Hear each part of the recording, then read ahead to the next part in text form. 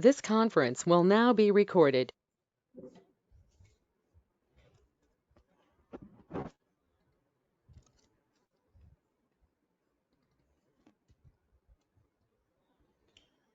Okay, guys. So I hope you got the chance to spend the weekend, very well. Actually, I also shared the video recording. I hope everyone watched it.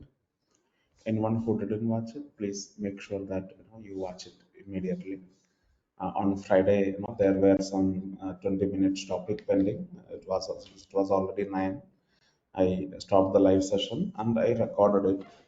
So, right, basically what you need to do is you need to watch that recording. If you didn't watch yet, please go ahead and do that first. And in the recording, we talked about running the application or deploying application as containers. And then we talked about, basically we talked about um, running containers on a Docker host and communication between the containers, right? These are the main things that I discussed inside the video. And then today we will talk about a new topic, that is the Kubernetes basics, right? Container orchestration and basics and stuff. That's what we want to talk about. So I will talk about, right, just think about any company, right? The container orchestration. Think about any company who has the ability to run the containerized application, a company who already containerized all their applications, and it's doing pretty good. And now what they want to do is they want to run their containers in production, right? I mean, that's the next thing that most probably they want to do. And when they want to do that, the problem is there are many things that you need to take care, right? There are a lot of things that you need to take care. One thing is that you have too many applications in your company. There are at least some 10 or 20 or maybe 100 or 1,000 microservices or different applications that you containerized, and you have all those containers available, and assume you already have all those container images available on the registry.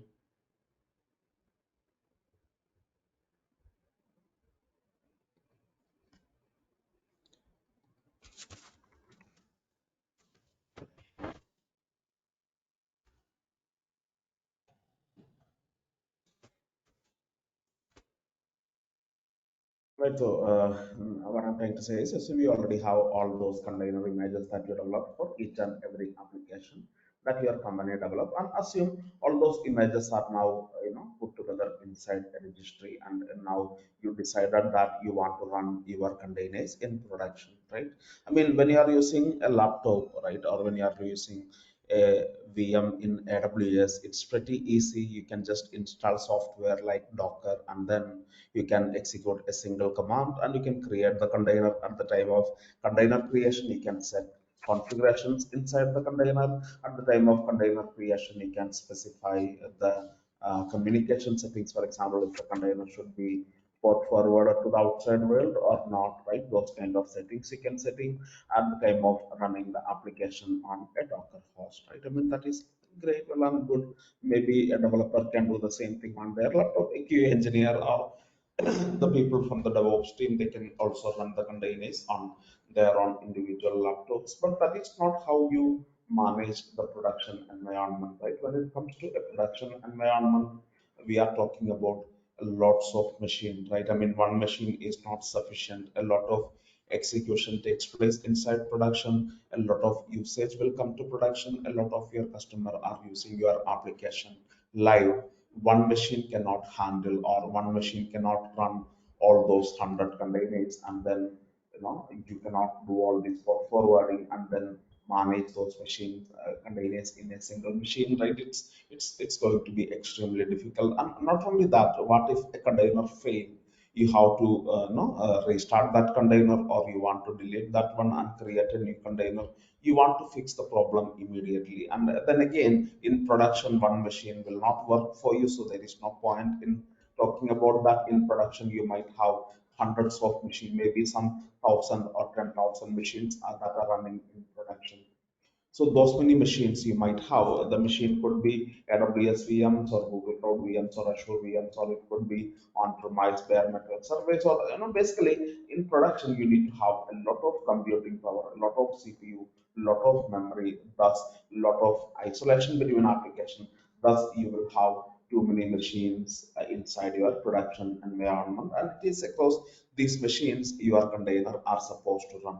So you can take this image and run container inside across those machines. So assume there are some 10,000 machines and you have some 1,000 application you want to run.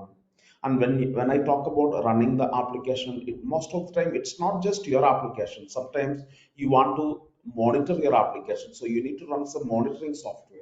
You might want to get the logs from your application. So for that, you need to run some logging software. And most of the time, a lot of distributed software you want to run in order to administer your application. So maybe, right, you all your application you want to run as containers. Then apart from that, you might have other bunch of tools and technologies that you want to run as containers across these machines. So this is what going to happen. And yes, one machine can run more than one container. So maybe if you have a total, assume total 1,000 application, you have 10,000 machines, then maybe each machines may be running 1,000 containers each, right? So yes, most of the time, one container is not enough, right? Think about the shopping cart application, or think about the order management application on the big billion day, or on that Amazon Prime day, or on a day that you are running your campaign. On that particular day, the order management software need to work hard because too many orders are coming in. The shopping cart software, or any software that related to the purchase and delivery, those software need to work harder. So maybe you might want to run some 10 or 100 order management container across a bunch of machine. You might want to run a bunch of shopping cart container or shipping management container. You want to increase their count. So like that, these kind of problems will keep on occurring in production. So you cannot just manually manage all these action yourself. It's technically not possible to manage and administer this option all by yourself. It's very, very difficult. So what you need to have is some tool and technology that can handle these things for you, right? Whenever you want to scale your application, increase the number of container. When things are back to normal, you want to delete that extra container. When a container fail, it should be restarted automatically, and then the container work across multiple machines, and they might want to speak to each other. Applications wants to talk to each other and send some data. Then there should be a proper networking connections in the background that will help them do that. And then like that, there are a lot of requirement that would keep coming in when you manage your containers in production. So you cannot trust Docker or a single container runtime tool to do such kind of job, right? So that is where Kubernetes comes into picture, right? So Kubernetes is basically a tool, or you can say a place where you can run your containerized applications. And yes, it's no magic. The Kubernetes is created or contributed by a bunch of machines. So you want to run containers first, you want to run Kubernetes in your infrastructure. So in order to do that, you need a bunch of machines first. You need some, three, four, five, six, right? A bunch of machine. Those machines are the actual container runtime. These machines run Docker, or some kind of container runtime these machines will run. And then but when it comes to the management and operation, you don't really have to worry about those individual machines that are providing the CPU and memory, and then necessary software that power up the machines, power up your application. But what you worry more about is all about those application requirement most of the time. For example, once you set up a Kubernetes cluster, when I use the word cluster because Kubernetes run across multiple machines, right? It's not a machine to run on a single software. It's actually a software that run across a distributed software that run across multiple machines, forming a cluster. And the advantage of this cluster is that you can add your containers to this cluster. You can just create any number of containers inside this cluster. Of course, technically there are machines, member of these machines, which are nothing but, right, assume these are AWS VMs, or these could be bare metal servers in your company. These could be Google Cloud VMs, or this could be Azure VMs, right? Basically, you once you created the cluster, then you don't worry about that VMs anymore. You just worry about that entire cluster as one single piece. So you just assume this entire cluster to be a place where you can run and manage your containerized application. So Kubernetes is nothing but you can say a place to run your containerized application. Of course, you must containerize it first. You must create your container images first, and then you want to run the container. Kubernetes is the best place today to run container, and I will tell you why, right?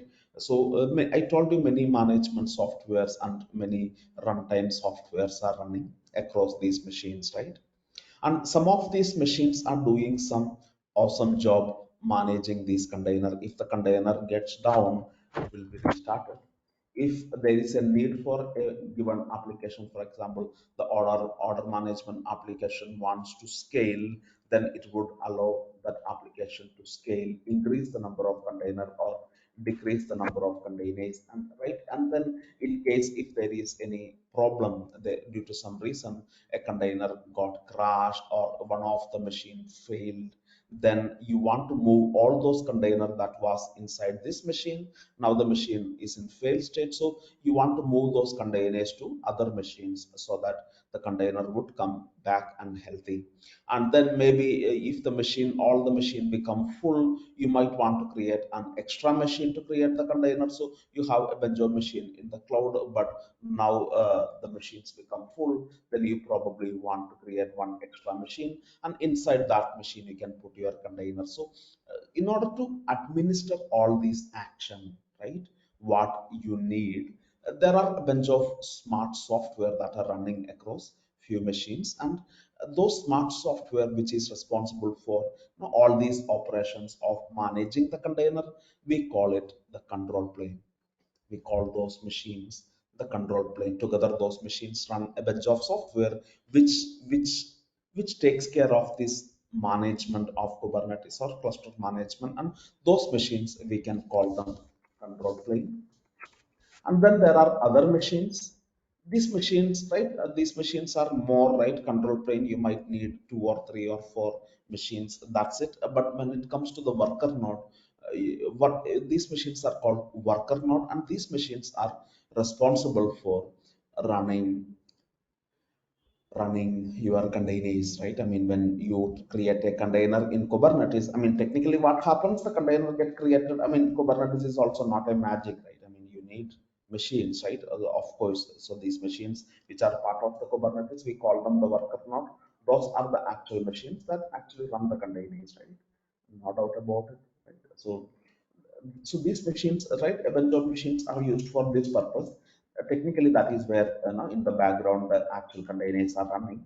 Even though we don't worry about these machines when we deploy the applications or things like that. I mean, because the management of the machines are very, very less, you don't have to worry too much about these machines that are running your container. You just assume Kubernetes cluster as one distributed place where you want to run containers. I mean, as an engineer, when you are sitting on a computer, you just you don't work or you don't manage all these machines individually. Once the cluster is ready, the cluster has the self capability to manage itself. You just have to provide the instructions what you want, right? You can tell Kubernetes cluster that I want my shopping cart application to be deployed from this particular container image, the shopping cart container image, and from this container image I want to deploy the shopping cart application, and I want to run 10 instances of this application. One container is not sufficient, my traffic is high, so I might want 10 containers to be running. And then I want the container to be restarted if they fail. I want these many environmental variable and configuration to be given to the container.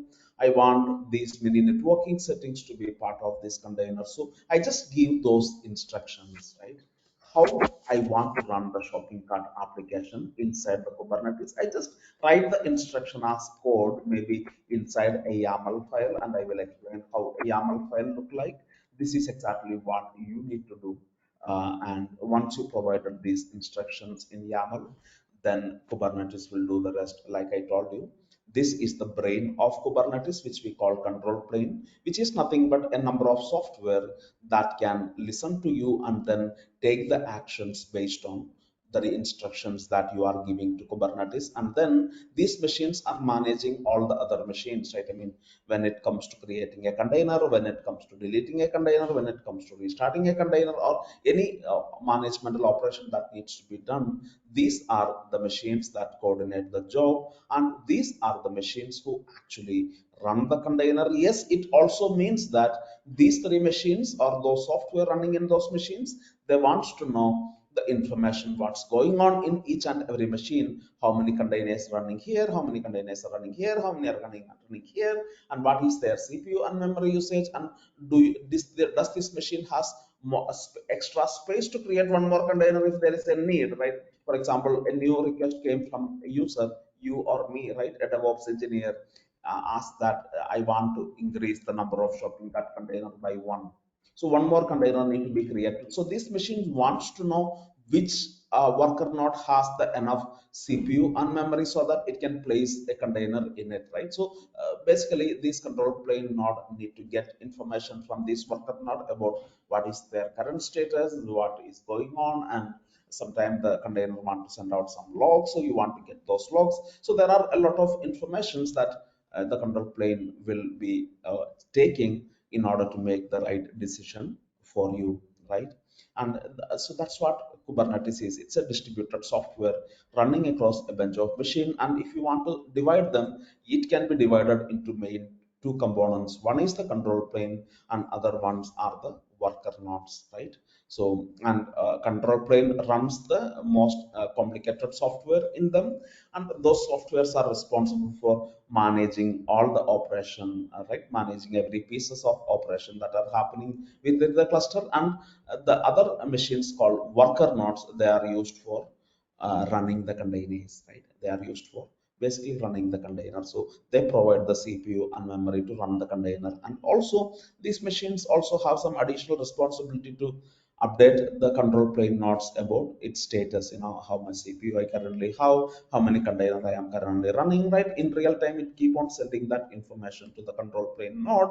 And based on that information, control plane node can make lot of decisions, right? I mean, whenever a new port need to be created, a user asks that a new port need to be created, the control plane nodes have the ability to pick up the right worker node to run that particular container, or like that, right? A lot of important decision, right? You can call them the brain of the Kubernetes cluster.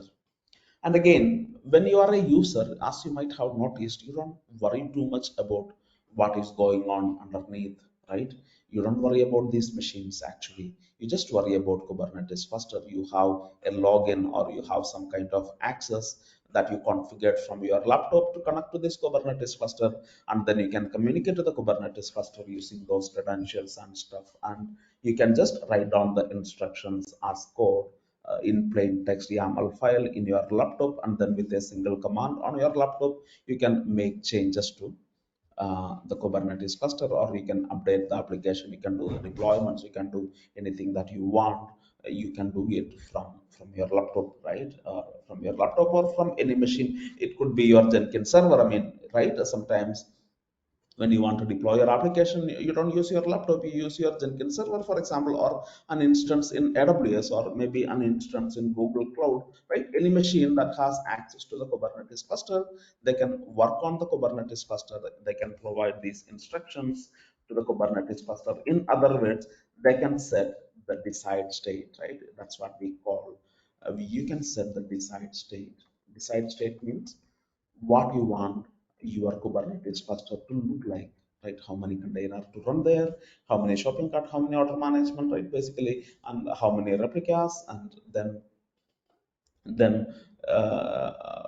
how they want to speak to each other, which container have scalability options. So basically, there's a state, right? There's a state. So using these instructions, you are setting the decide state of the cluster. This is what I want. Hey, this is what I want. These are the application I want to run. These are the application I want to scale. These are the applications I want network capability. So I just specify what I want in the decide state, and then sometimes Decide state and actual state can be different, right? Sometimes, due to some reason, the actual state can be different than the decide state. For example, you are performing some machine migration, or due to some reason, one of these worker node had failed. Then every container that was running inside that worker node had failed. So what happened? Maybe one of that container was a shopping cart container, order management container, then a shipping container, and inventory container. Some four container that was running on that machine, they all got deleted. Now the actual state is different than the decide state. As per the decide state, you need this many number of inventory softwares, this many number of order management software. But because of a problem that occurred inside the Kubernetes cluster, or inside the data center, or inside the cloud computing provider, right? Maybe some problem happened, and what happened is the actual state is now different than decide state. So what Kubernetes does is, Kubernetes is running some, like I told you, Kubernetes runs some managemental software which we call controllers that would keep checking the actual state and compare them with the decide state. So whenever you give some instruction to Kubernetes, it set its decide state, and whenever the actual state become different than the decide state, Kubernetes automatically take the actions to bring it back. Right? A container got deleted, a new container will get created.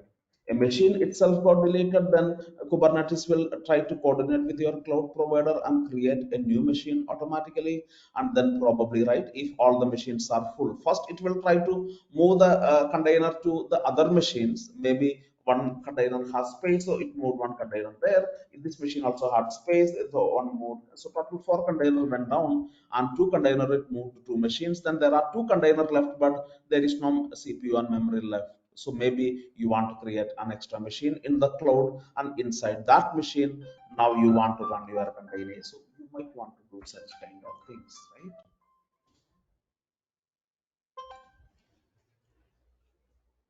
So when you want to do such kind of things, right, Kubernetes will no, yeah so point is, the Kubernetes will automatically try to correct those problems. So Kubernetes always has its own internal mechanism to bring the decide state to actual state to the decide state whenever a problem occur, right? So it will, right, whenever a problem occur, Kubernetes act itself. You don't need a human, or you don't need somebody to restart the container. If it fail, Kubernetes will restart. A machine went down, a complete machine went down, then you want to replace that machine with a new machine in the cloud. Don't worry, Kubernetes takes care of that. You want your container uh, to move from one machine to other machines, because one machine is getting some healthy issues, then that can also be done, right? The thing is that once you set your desired state, your job is done. The rest of the thing, Kubernetes internally try to take care. Of course, Kubernetes will come across problems, right? Sometimes it asked cloud provider to create a machine, but the cloud provider didn't have resources to create a new machine. Then it failed. Or of course, failure can occur. I'm not saying Kubernetes is perfect. There is nothing perfect in when it comes to production. But what I'm trying to say is, most of these activities earlier was done by people, right? People sitting in front of the computer had to do all these operations themselves. That was not an easy job to do, right? That was definitely not an easy job to do. It was extremely difficult job to do. Kubernetes, no, reduce your job by like 80% when, because of its self management, or right, automatically bringing the actual state to the desired state. So that's the kind of thing Kubernetes is capable to do. Does that make sense? Why we need Kubernetes and why it is important? Right?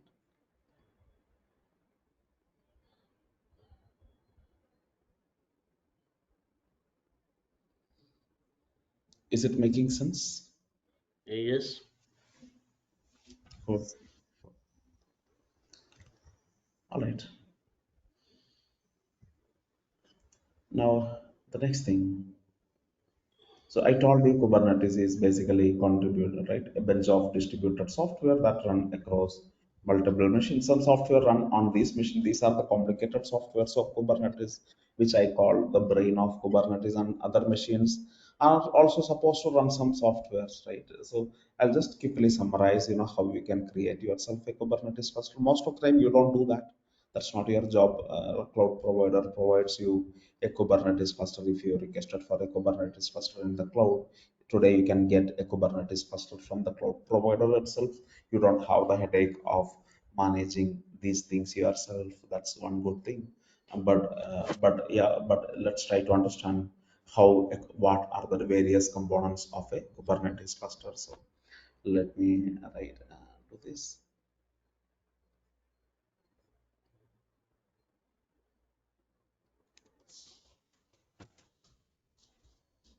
Kubernetes architecture, right? Let's talk about the architecture of Kubernetes. All right, so over here,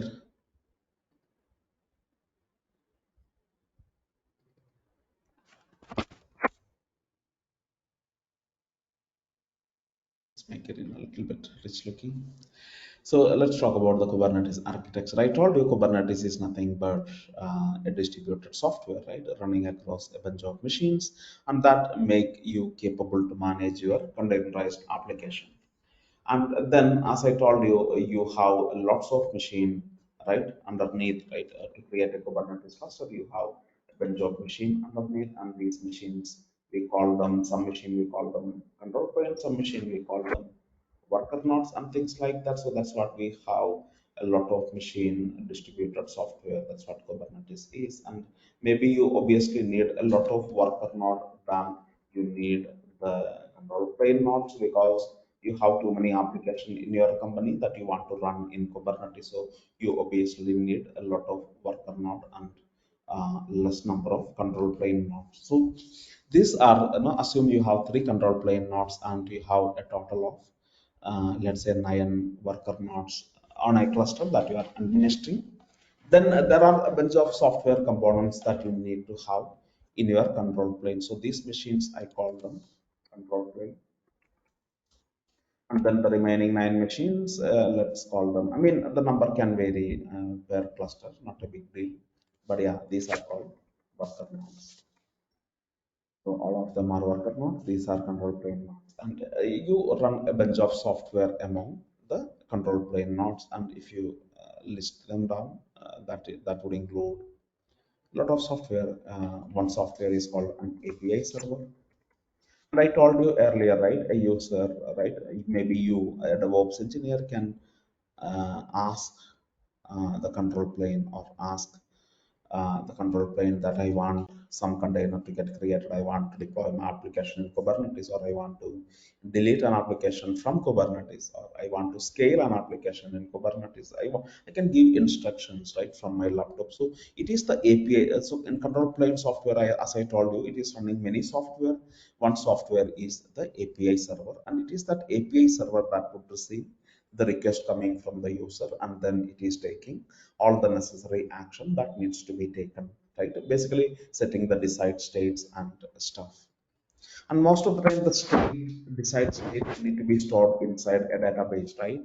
That is also very, very important, right? Inside a database, you want to Kubernetes need to keep a database where it want to store that state, right? How many containers to get created for the shopping cart, how many containers for prime customer application, how many containers for inventory management, and does inventory management need scaling, does order management need scaling. So all those information, what is the state of each and every application that you want to run, right? Although their state, how many containers, right? All those informations Kubernetes want to store inside a database. So for that, Kubernetes has an internal database that it maintain and manage. And we call that database an HT database, right? HT database. HT is a software that Kubernetes, I mean, that's an open source software. So Kubernetes uses a database that is based out in HT software. And that's the thing. We have that, and then we have scheduler. And I told you, right, whenever a new container need to get created inside a Kubernetes cluster, this control plane has to work little hard, right? It want to know which machine has enough CPU and memory to create the container.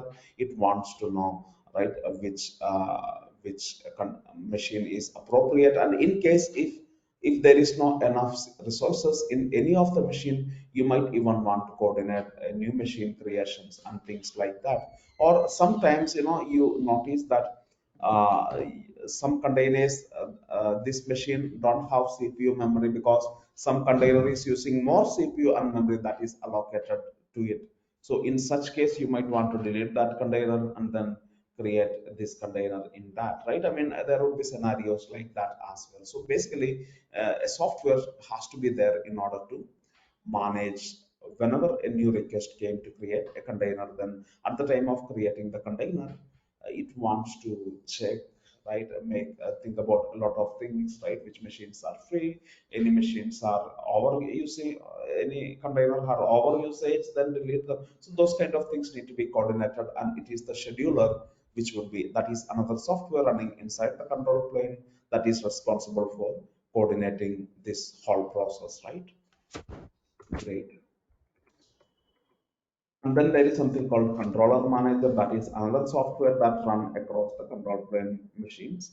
And controller manager is responsible for uh, the controllers, right? The controllers are the ones who keep on running inside the Kubernetes cluster and watching the actual state. I told you at any point of time there's a decide state and there is a actual state, right? I mean, assume this is the decide state that an engineer have set, and then this is the actual state. Because of certain problem or certain issues, the Kubernetes may change its state. So the actual state can sometimes vary from the decide state. So if that problem occur, then what you have to do is,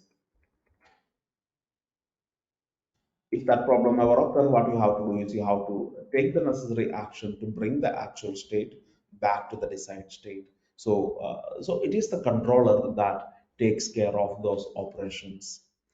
There are many controllers in Kubernetes. We will be discussing them later on. But yeah, in order to manage and maintain those controllers, we use the controller manager software. And again, all these softwares are free and open source, right? I mean, if you want to create your own cluster in your own company, it's not a big deal. And you have a bunch of machine, bunch of computers in your company, and you want to run a Kubernetes cluster inside your company, you can do that yourself, right? All these softwares are free and open source. You can set them up. All you need is that computing power and those machines, right? I mean, that if you have that, you can build your own cluster, or you can buy a cluster from the cloud provider already have the VMs, right? And using those VMs, they build Kubernetes clusters, and you can buy those Kubernetes clusters directly from the cloud provider, so that things are much easier, right? You don't have to set up it all by yourself. But just assume, whether you are using cloud or whether you are setting up on-premise Kubernetes cluster,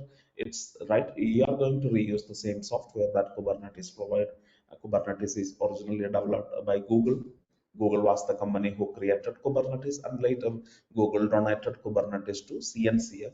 CNCF is one company who is uh, responsible for a lot of open source project, open source softwares, and they are managing a lot of software today, including Kubernetes. They are the ones who is maintaining and managing Kubernetes today.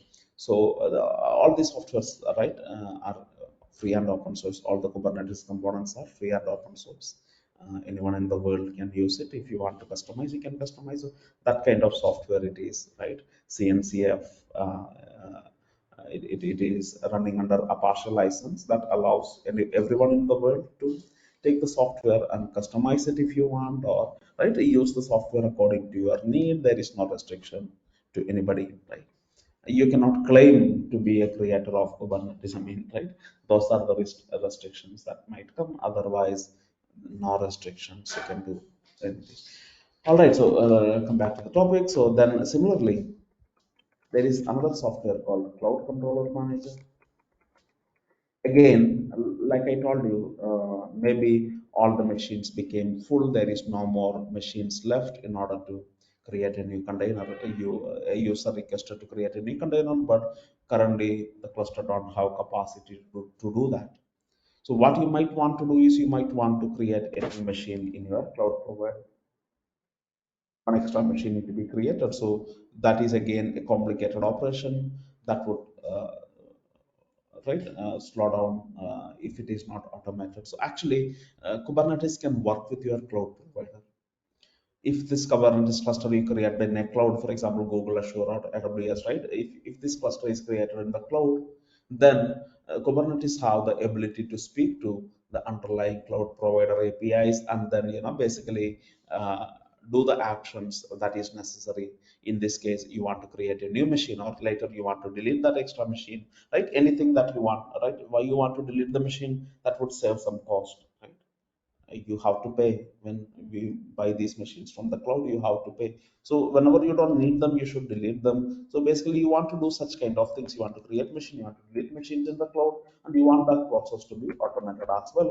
And a cloud controller manager is a software that takes care of those kind of things, right? Talking to the cloud and arranging the stuff, things like that. So these are the software, these are the main software that your control plane runs, right?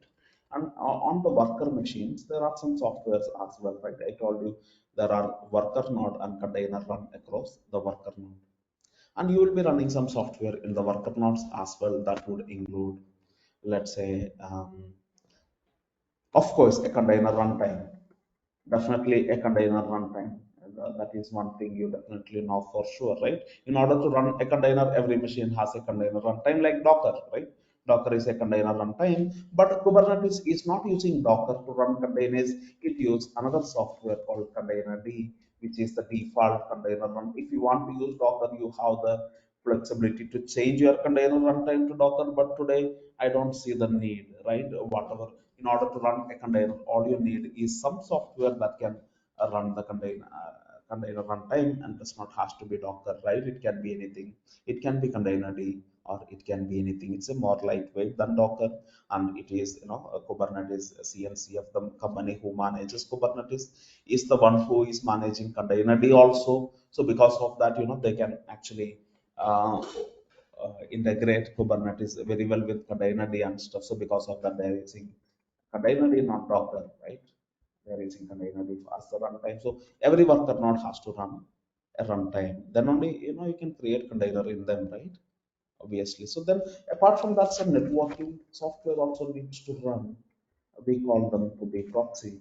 And what this networking software does is, just think about this. Your shopping cart application may be running in this machine, and your your order management would be running on this machine. Your inventory management may be running, right? It's a distributed kind of container orchestration that Kubernetes do. The container may be placed across various machines, which you uh, don't have to worry too much. So, but one thing you have to worry is, there should be a way for them to communicate each other. There should be a network that connects them together, right? You should, so even if the container are sitting in remote places, they must have the ability to speak to each other. And some networking software that run on each and every worker node will help you do that, right? You can specify a request coming to the shopping cart. The shopping cart is running here. Any request coming to the shopping cart should be redirected to this container. Any request coming to the order management, right? Any request this machine received from any other machine, and the request is coming to the order management software, it should be redirected. So such kind of networking rules, small networking rules that you want to create based on each container that you create and stuff. So there is a networking software, right, that you need to run, and that's called to be proxy. And then there are some other software also that you want to run. For example, Kubelet is another software that you want to run. And what Kubelet does is, remember, the brain is sitting here, right? And then these machines, the brain wants to know, the control plane wants to know how each and every worker nodes are doing, how many CPUs are running, how many memories are there, right? A bunch of things, how many machines have enough CPU and memory to create a new container. So such kind of information the control plane wants to collect, right? So what Kubelet software does is, Kubelet will run in each and every worker node, and then it would keep on sending its status to the Kubernetes control plane, specifically to the API server. So it will, every worker node will keep sending its status to the API server. That is how the API server or the control plane comes to know about the current state, the actual state of the cluster. what container are running each machine, how much memory each containers are using, how much memory are allocated to them, and then apart from that, anything is free, and the worker node has free memory and CPU to create an extra container. So all that informations this worker nodes would keep on sending to the API server, and then it is stored inside the HT database. So that's what Kubernetes software will do, a software that run in every worker node in the Kubernetes cluster. Perfect. So this is the overall architecture of Kubernetes, and this is how they work. They connect. There is a proper sync. So it's a distributed software. And once the Kubernetes cluster is ready, then it's pretty easy for you guys to create and manage your applications. Right? It's pretty easy and straightforward. And that's exactly what we will do. What we need is a Kubernetes cluster, and I want to run my microservices inside this Kubernetes cluster. That's what I want to do next. So first thing what I want to do is I want a Kubernetes cluster. So let us first create a Kubernetes cluster, and then as a user, you will worry about deploying your applications or running the containers in Kubernetes. For now, what I need is a Kubernetes cluster. So where do I create this Kubernetes cluster? And yes, in order to run the Kubernetes cluster, these are the bare minimum software. There are extra software that you will keep on adding to the software that would make Kubernetes capable of doing more things. Right? There are many other software also that you can install on top of these many that would give more capabilities to Kubernetes. But actually, I'm not getting into those topics. But remember, it is possible you can extend the features of Kubernetes. That is absolutely fine. But yeah, for now, I'm just worrying about I need a Kubernetes cluster. So there are two ways I can do this. One is, first of all, I will create a bunch of machine. I will buy, maybe I will go to a data center, or in my company, inside my server room in my company, I will buy some 10 or 15 machines, and three machines I will keep as control plane. Remaining machine I will keep as worker nodes, and then I would download these software. All these softwares are free. You can download them, you can install them, you can set up this software, configure this software across those 10 or 15 machines that I have inside my company. Then I can build my own Kubernetes cluster. But actually, it will have always some limitations. It will have a lot of operational complexity when it comes to scalability. When you want to scale your applications, you need to buy extra machines. So buying new machines, right, it's a process that takes, once you place the order, it will take a week to get that machine. You have to take the machine to your server room again, and then you want to you can then scale up your right, you can add up more CPU and memory. But right, again, it's I don't. Those are not things that I want to do. In production, when I am running an application, I want the application to scale automatically, right? So I might want to do such kind of things. Then also, whenever I am not using, I want to save some cost, right? I mean, I don't want to waste my CPU and memory when the traffic is very less, right? I'm not running any campaign on my website, and it's in the night. People don't place order at my website in the night time. So I don't need so many computer to be running. I can delete some of those worker node. That would save me some cost, right? But if you are using on-premise, you might not get these kind of flexibilities and stuff. But there are many companies who want to use on-premise. That's because of some criteria what they have, right? They are a bank, and they are not supposed to run important data in the cloud. They want to keep that data in their premise. They want to run the software in the premise. So they have some complaints that they want to meet. So such companies would build their own data center, their own server rooms and stuff, and they will build their own Kubernetes clusters inside, which is great, which is absolutely good. But again, you most companies don't do that way. Most companies, what they do is they just get a already set up Kubernetes cluster from the cloud, and this control plane node and this cluster management is basically the cloud provider responsibility. I don't worry about these machines and installing the software across these machines. I don't worry about them. My cloud provider takes care of that. but I still have the ability to manage the worker node, right? Of course, I want to create extra machines when there is a high load, or I want to delete the extra machine so that the cloud provider will not charge me for the usage. So I want to do such kind of things, right? When it comes to the worker node, I might need to have some flexibility to configure things myself. So you will get that flexibility as well. But again, partially, even the worker nodes are also partially managed by the cloud provider, right? You don't have to worry about installing container, Kubi proxy or Kubelet, right? Whatever container worker node that get created, they will have all those software. So that's not also not your responsibility and stuff. So few things cloud provider manages among the worker node, but there would be certain operational tasks that you also have to do. You have to create new machine, delete machines, but again, you want to do that in an automated way. Kubernetes is, remember, well integrated with your cloud provider. Kubernetes can automatically create new machine or delete machines in the cloud.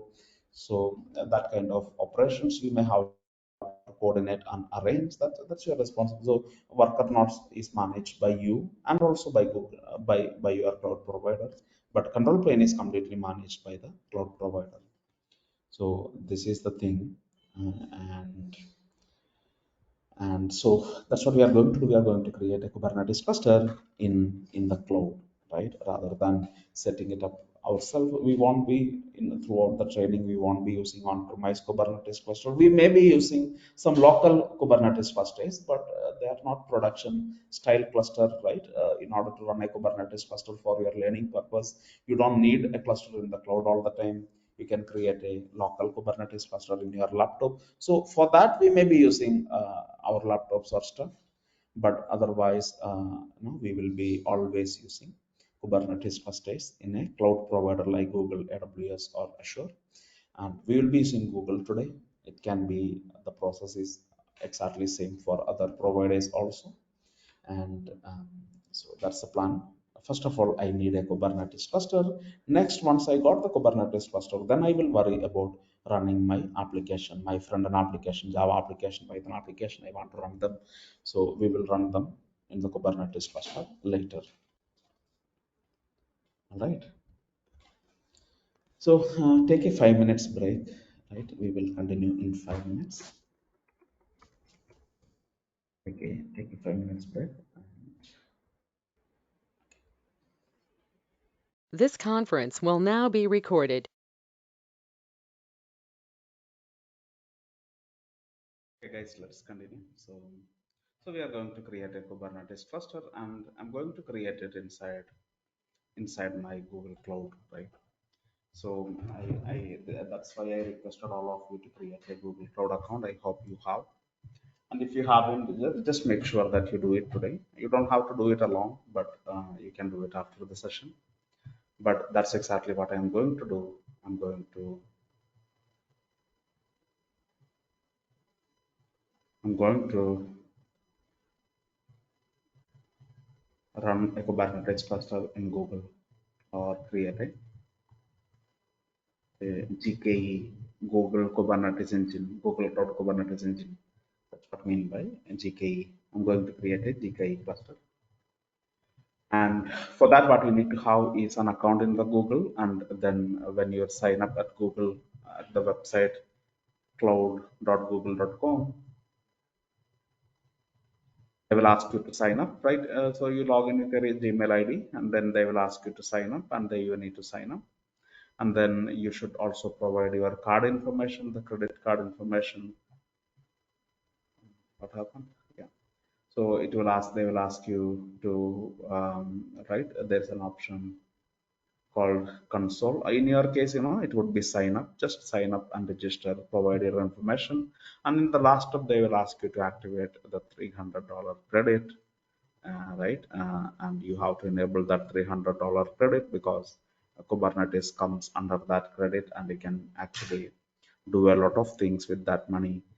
In the cloud, you can create Kubernetes clusters, you can run it for a while, you can do some testing, you can delete it later, then tomorrow create another cluster. It takes a long time for that $300 credit to expire. Maybe this is going to be enough for our entire training, right? So just make sure that you sign up there, and then they will ask you to, before activating the $300 credit, you should provide your credit card information, and you should also validate your right stuff. Make sure that you do that, and if you don't have a credit card, get help from somebody to create an account for you, right? In some way, just make sure that you have a Google Cloud account, and even Microsoft Azure also. You can try the same thing in Microsoft Azure.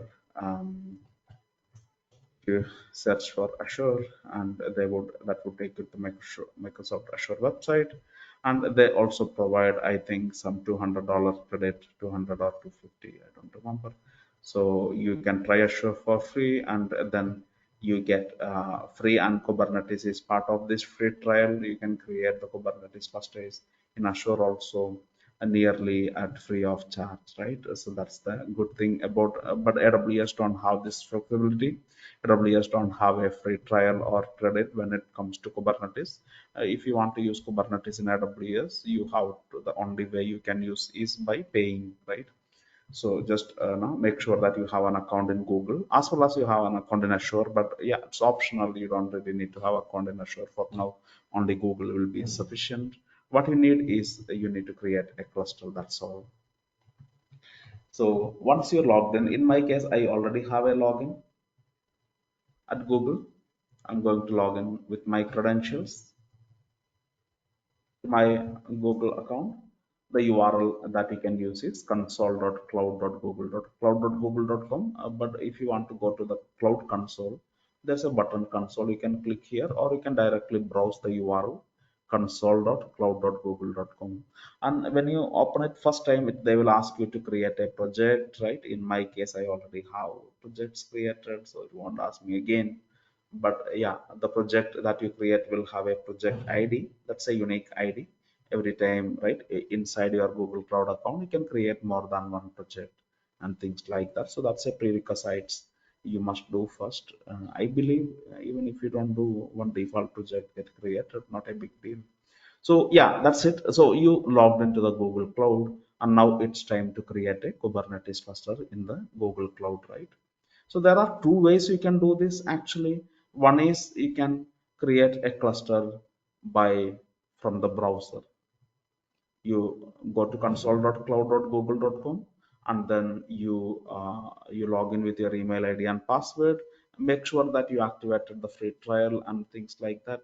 Then if you come here, you will find an option called Kubernetes engine. So click on this Kubernetes engine.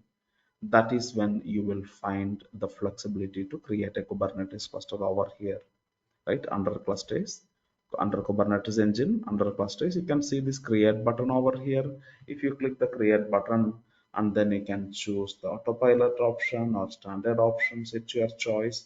So I would go with the standard option, right? And then I have the flexibility to specify how many, right, the name of the cluster, rather I would call it cluster one. That's okay. And they will tell you the price. In your case, you will have free trial, so you won't be paying any money, so don't worry. And you will be deleting the cluster when you don't use it, so the money will not come this much, but just telling you. So you you give some name to the cluster, and then you nothing else you want to modify. There are various options on the left side. You can click on how many worker node do you need. So you can mention two or three or one, right? I mean, according to your requirement. So I suggest you to create only two worker nodes, so that in the example that I demonstrated earlier, I was talking about some nine worker node, right? But just each worker node are costly, right? They would charge you. So just keep the number less, right? So that the number charges would reduce accordingly. Maybe you can even change it to one if you want, right? So that would cost you a very little amount of money, right? So yeah, it will considerably reduce the amount of money. But yeah, again, it's your choice usually.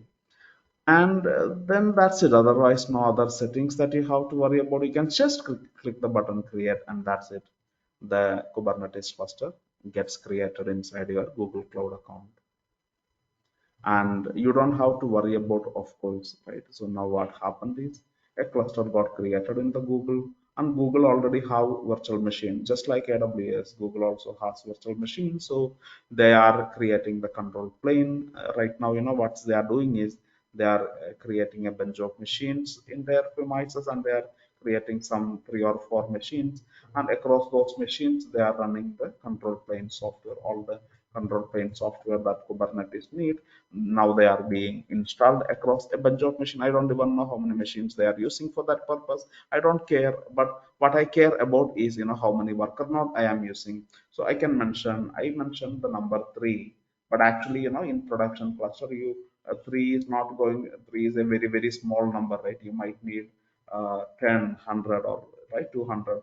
You might need too many machines to be part of your production cluster, but in my particular case there's only 3 worker node that I created. That's okay. I mean, for me that's enough. It's only for my learning purpose I'm doing this, but instead of 3 you can also mention 300. It's your choice, right? So I'm creating such a cluster inside Google. Awesome. So that's what happening. So they are installing all that software that I talked about, all those worker node software that I talked about. Now softwares are being installed, it's being configured, and of course creating the Kubernetes cluster, as you may have guessed, it's a time taking process. You may need to wait for up to 5 minutes or something for the cluster to become ready. So just I'm just waiting for the cluster to become ready.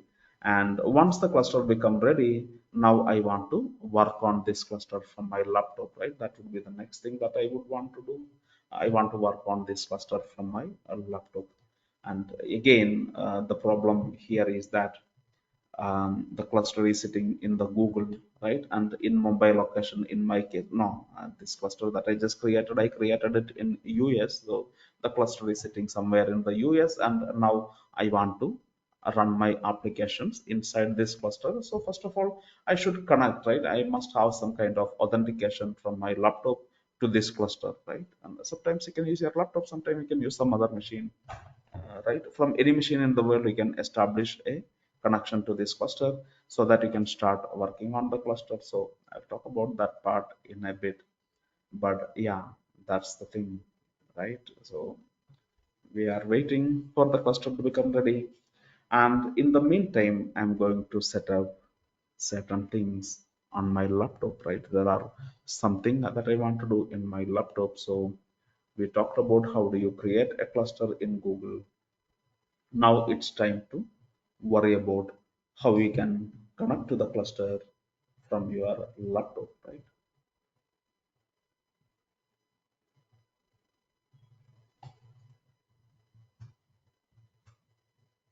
Let's connect to the cluster from our laptop. That's the next thing that I want to do, because it is inside my laptop that I am working as, right? I want to give instructions to Kubernetes. So after I created this Kubernetes cluster at Google, then I want my laptop to establish the connection to that Google Cloud cluster, whether I am using a Windows or a Mac, right? It doesn't really matter, does not matter at all, right? So those who are using Windows, I need you to understand how you can. Okay, I think it doesn't matter whether you're using Windows or MacBook. So what you need to have is you need to have a software called kubectl. Kubectl is a software that we use in order to speak to a Kubernetes cluster. And in order for kubectl to speak to the Kubernetes cluster, first you should create some credentials. And in order to create a credentials of a Google Cloud cluster, what I'm going to talk next is specific to Google. And same approach can be done for AWS and Azure also. There is a software called gcloud. Gcloud is a command line software which Google provides to you. It's a free software. Anyone in the world can install this software. You can run this software and use this software to generate the credentials for this Kubernetes cluster that is sitting in the Google Cloud. And then your kubectl command can use that credentials. It is using kubectl command you communicate to the Kubernetes cluster. I told you, as a user you want to give instruction to Kubernetes. I want to create my front end application in Kubernetes. I want to create the front-end containers, I want to create the Java container, I want to create the Python container. For that, I want to give instructions from my laptop. So the Kubernetes cluster has to accept my instruction. Then I must have some kind of authentication in place. So there should be some credentials that I should generate. And in order to generate credentials for a Google Cloud cluster, you can use a gcloud command line. So that's exactly what I am planning to do. I'm going to, in my laptop, I'm going to install two software. One is kubectl, other one is gcloud. So first I should install them, then I should set up some gcloud setup so that it can talk to my Google Cloud account, then generate some credentials, and then kubectl will become ready to use. Kubectl, now I am just installing, but it's not yet ready to use. In order to make it ready to use, first I should authenticate with my Google account. First I should generate some credentials for my Kubernetes cluster, and then I can use kubectl, right? For now, kubectl is just, I'm just installing kubectl, and let us do that, right? So there are a few things that you need to do on your laptop side. One thing is that you should install kubectl,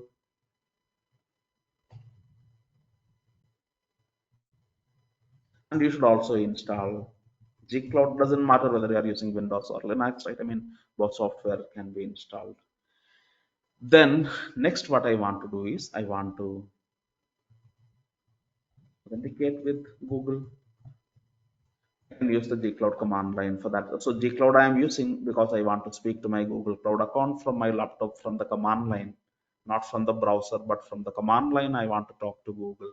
So in order to do that, gcloud command line helps me. That's a software provided by Google.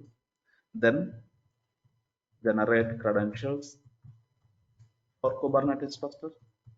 So once gcloud is authenticated with my Google Cloud account, it has the ability to create a generate a credentials for this cluster, because you must first generate the credential for then only kubectl command will start working, right?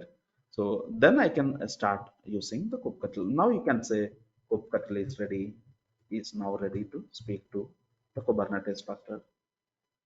So these many things I have to set up in your laptop. All of you have to set up this. It doesn't matter whether you're using Windows or MacBook, right? These things needs to be set up on your laptop. Nevertheless, let us do that. So this is a GKE cluster, and I want to establish a connection to that cluster. That's exactly what I'm going to do. Yeah, in the meantime, my cluster is ready here. It is sitting in the Google Cloud. It's sitting in the US location. I should have selected Asia or Mumbai when I created it, but that doesn't matter. Like, I mean, let's say my cluster is running in the JK, it's running in the Google Cloud. Now it's time that my laptop starts communicating to that cluster. So the first thing, I will install the necessary software that I need on my laptop. So one software is kubectl, the other software is gcloud. So let's install them both on my laptop. So first you search in Google kubectl install. If you're using Windows, search in Google kubectl install Windows. Then it would take you to a page where you can use this command, right? A curl command to do that, or you can use a chocolatey. I don't know if any of you who are using Windows are using any of these software. These are nice softwares. That is, package manager for Windows, just like apt-get for Ubuntu. You have package manager for Windows. These are a nice software, gaining a lot of popularity nowadays. With a single command you can install, right? If you right, I think these are the instructions. So with a single command, you can install it.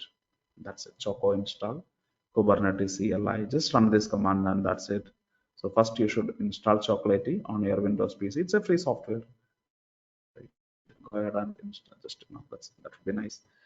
But yeah, it's not necessary. You can just execute the curl command also on your Windows PC. Just run this command and that will do. So now after you downloaded the kubectl binary, you can use this command to verify the checksum, and that's it. I mean, I don't think you. I mean, forget about this second step. So after this command will download the kubectl, and then you need to add this downloaded kubectl file after you executed this command on your Windows PC, or you can simply browse this URL on your browser. That's also fine, right? This file get downloaded to your Windows PC. And after you have done that, what is the next thing that you have to do? Remember, you are downloading a executable binary to your Windows PC. Next thing what you need to do is you need to add that into your Windows path variable. How many of you have used Windows path variable, path environmental variable, and added a binary? Anyone know how to do that? Okay, I will summarize it. Just try to do it today itself. What needs to, I mean, let's assume you are downloading a binary file from internet to your Windows PC, and now you want to run that as a command on your Windows command line. So there is one way you can do it. You can directly go to, so assume kubectl.exe. You downloaded this file on your Windows PC, and then what you can do is you can go to your Windows command line and run this command cd c colon backslash, right? Go to, right, whichever folder you downloaded, just go to that particular folder, and then you can do dot backslash,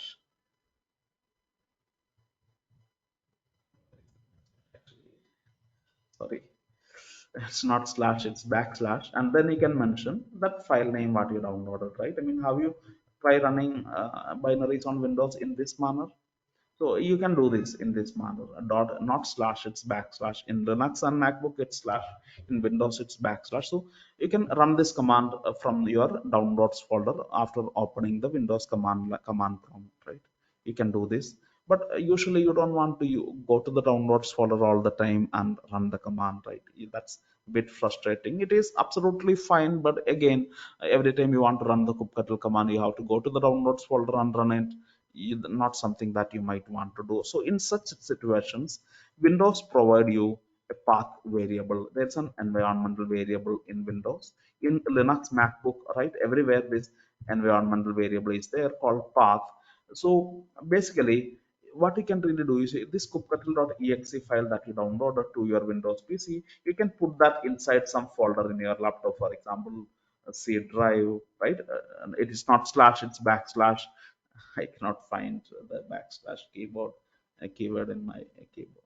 I mean, right? I'm using a different laptop. C, then assume you have a folder called usage, and then you have a folder called basil, and inside the folder you create something called binaries, right? Assume you create a folder in your laptop, and inside that folder you copy this kubectl.exe file, right? And then what you can tell your Windows system is that, hey, this is a folder that would consist of some binaries in my laptop. So I want to add that folder to my path variable. So once you do that, once you ask your Windows PC that this is a path, then next time you can run the command just like this, kubectl.exe. Or maybe I would prefer you to rename this, remove this .exe, just use kubectl, right? So that's better. So if you rename this file to kubectl and put that file inside this folder, then from now you don't have to go to downloads folder and then dot slash kubectl. You can simply run kubectl from anywhere, right? So most of the time when you want to install any software on your Windows PC, throughout this training we will be following this approach, right? Whether you are using Windows, MacBook, or Linux, this approach works in every software that we are going to install. This is the kind of approach that I want to follow, right? So but if there's a direct exe file that you can double click next next next, then it's okay. I mean, you follow that.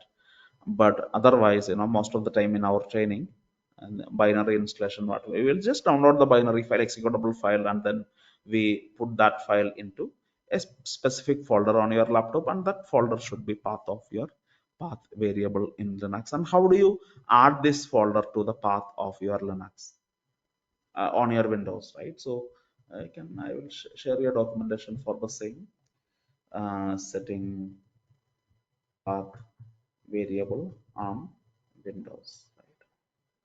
So you can just follow this article, then you can actually see how to set or change path variable in Linux, right? So it's pretty simple. I mean, not a big deal. You have to go to the advanced system settings, and then you can go to the environment, click on environmental variable, system variable, and then you can select, find a variable called path. Just click the edit button for that variable, and then add your folder to that existing list of folders. There are number of other folder you will see. Don't modify any one of them. You just add your folder to that list, and that's it. So once you added your folder, then whatever binary file you put inside that folder, your Windows will run them, right? When someone you execute this command, automatically it will run that command for you. So just make sure that, I mean, you do this, you have to do this actually, right? You have to do this because most of the time we will be following this approach, right? You are using Windows or Mac, right? It doesn't matter. You have to do this every time. So this is the approach we will be following every time we want to install something on your laptop. So make sure that you have that in place. So great. So I install kubectl. So in my case, I'm not using Windows, I'm using a Mac. So I search in Google for Mac, and then these are the instructions for Mac. So first I will download kubectl.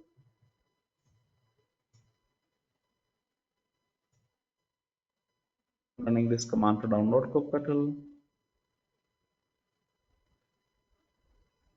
Now kubectl get downloaded to my MacBook.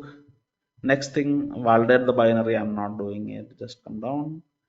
I'm making it executable by running this command on my MacBook. So in Windows, you don't have to do this by default. You can execute it if it is part of the path. But if you are using Mac, this command must be executed. Right? This is the file that I have just downloaded, and this file I am making it executable by running this command. Those who are using MacBook must run this command. And then I want to set the path environmental variable, but in my case I already have some folder.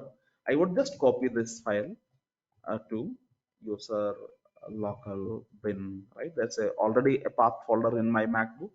I am copying my kubectl file into that folder. That's it, right? So now we can run the command kubectl. You will notice that it starts to work. For those who are using Mac, you can actually follow these three commands that I executed just now. Then kubectl get installed, right? And not only for kubectl, most of the time this is what we will do. We download the binary, we copy that binary to the path folder in your laptop. So then you will try to run this command. You will notice that the command is working. Right. Is it clear? Any doubts, clarifications? Do it once today itself, then only it would become completely clear for you. Right? Make sure that you do it once today. And let me also share you that link that I, for using Windows, follow this link. Very important because every day you will be doing this again and again and again, right? All right, great. Now kubectl is installed. Next thing, right? All right, so let's come back to our topic. We are in the process of connecting to the cluster where we wanted to install both kubectl and gcloud. So let me install gcloud. Gcloud install. Search in Google how to install gcloud. That will it will take you to Google website, cloud.google.com website, and it's a binary software provided by them. So if you are using MacBook, you can follow these instructions. If you are using Windows, you can follow these instructions. And again, it's all about adding into the path and stuff. Okay, I think they are also adding it in the path already. Maybe, yeah. I think yeah. This command, single command will do everything. So you don't have to manually copy the gcloud file in your command line. That's you most probably don't want to do. But in my case, I'm using a Mac, and then I'm following these instructions. First, I want to download this tar.gz file, right? AMD64, right? Tar.gz file.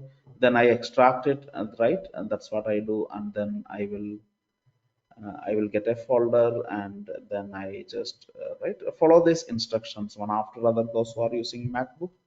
So again, this is the command. First, what I will do is I don't like this, but I think that's the only instruction they had given for Mac. So that's what I will do. So you just download this and extract this file on your laptop. So I'm going to download this.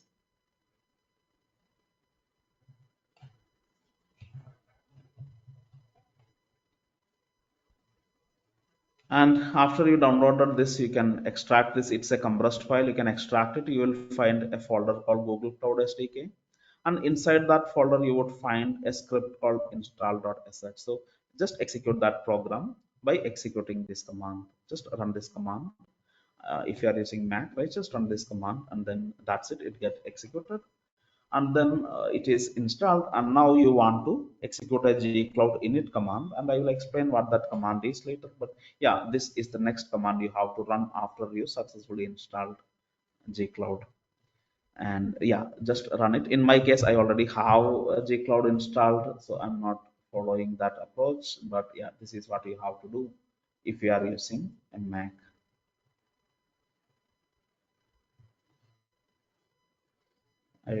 I'll quickly show you anyway.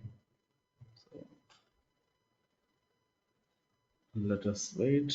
The file is getting downloaded. The tar.json file is getting downloaded. Once it got downloaded, I will extract it, and I will get a folder. And inside that folder, I'm going to extract it on my laptop.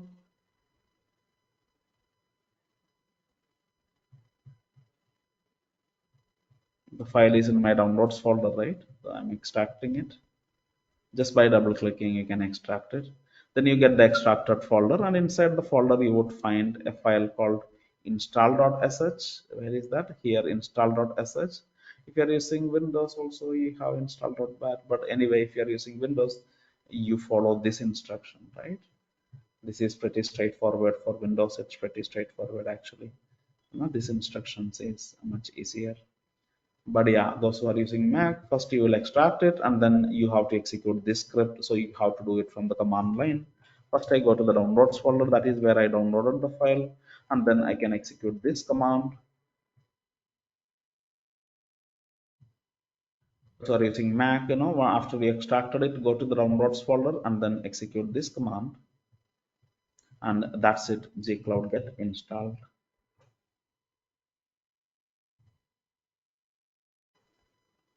And it is asking me, do you want to help improve Google? No, I don't want to. Just that's it.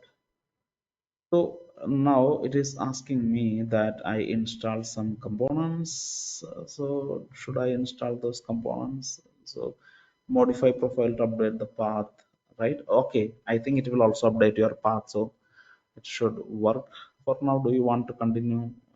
Press yes and then press enter, and it is asking me enter a path, right? So I think just don't change anything, just press enter. And then it is asking me Python 3.7 is installed. So do you want to install the recommended Python module? Just give yes and press enter. Let it install the stuff, right? It's asking me to do something. So it's done. It's done. Finally, it's done. So gcloud command line will now work. And you can check by running this command gcloud minus minus version, just to make sure that everything works fine. So it works fine. I successfully installed gcloud on my Mac, so it's working for me. Awesome. So that's how we use it in Mac. And again, on Windows, it's pretty straightforward. A single command will do everything. And if needed, if if it is not working for you, just make sure that the folder that you downloaded, it's also added to your Windows path. But I believe this is automatic, this is automated, so I don't think that instructions would be needed for Windows. Anyway, we got we got Windows, gcloud also installed. Sorry, we got gcloud also installed. And like I said, if I want to run gcloud, I can also run it like this: dot slash Google Cloud SDK. Inside the bin folder, I have gcloud. I can run like this also, right? This is also another way to run it. If you are using Windows, it's backslash. So you can go to that folder. Then inside the Google Cloud SDK folder, there's a bin folder. Inside bin, there's a Gcloud. That is also fine. But again, you don't want to do it all the time, right? Every time you want to install, you don't really run the Gcloud command. You don't really want to execute use this command instead of the symbol Gcloud command, right? You want to use the symbol Gcloud command. That's why I asked you to use the path variable and stuff. But yeah, if you're using Windows, Gcloud installation is pretty simple and straightforward as this. After this is done, you can execute the Gcloud command. It will work for you. Pretty simple and straightforward. Right, guys. So that's the thing.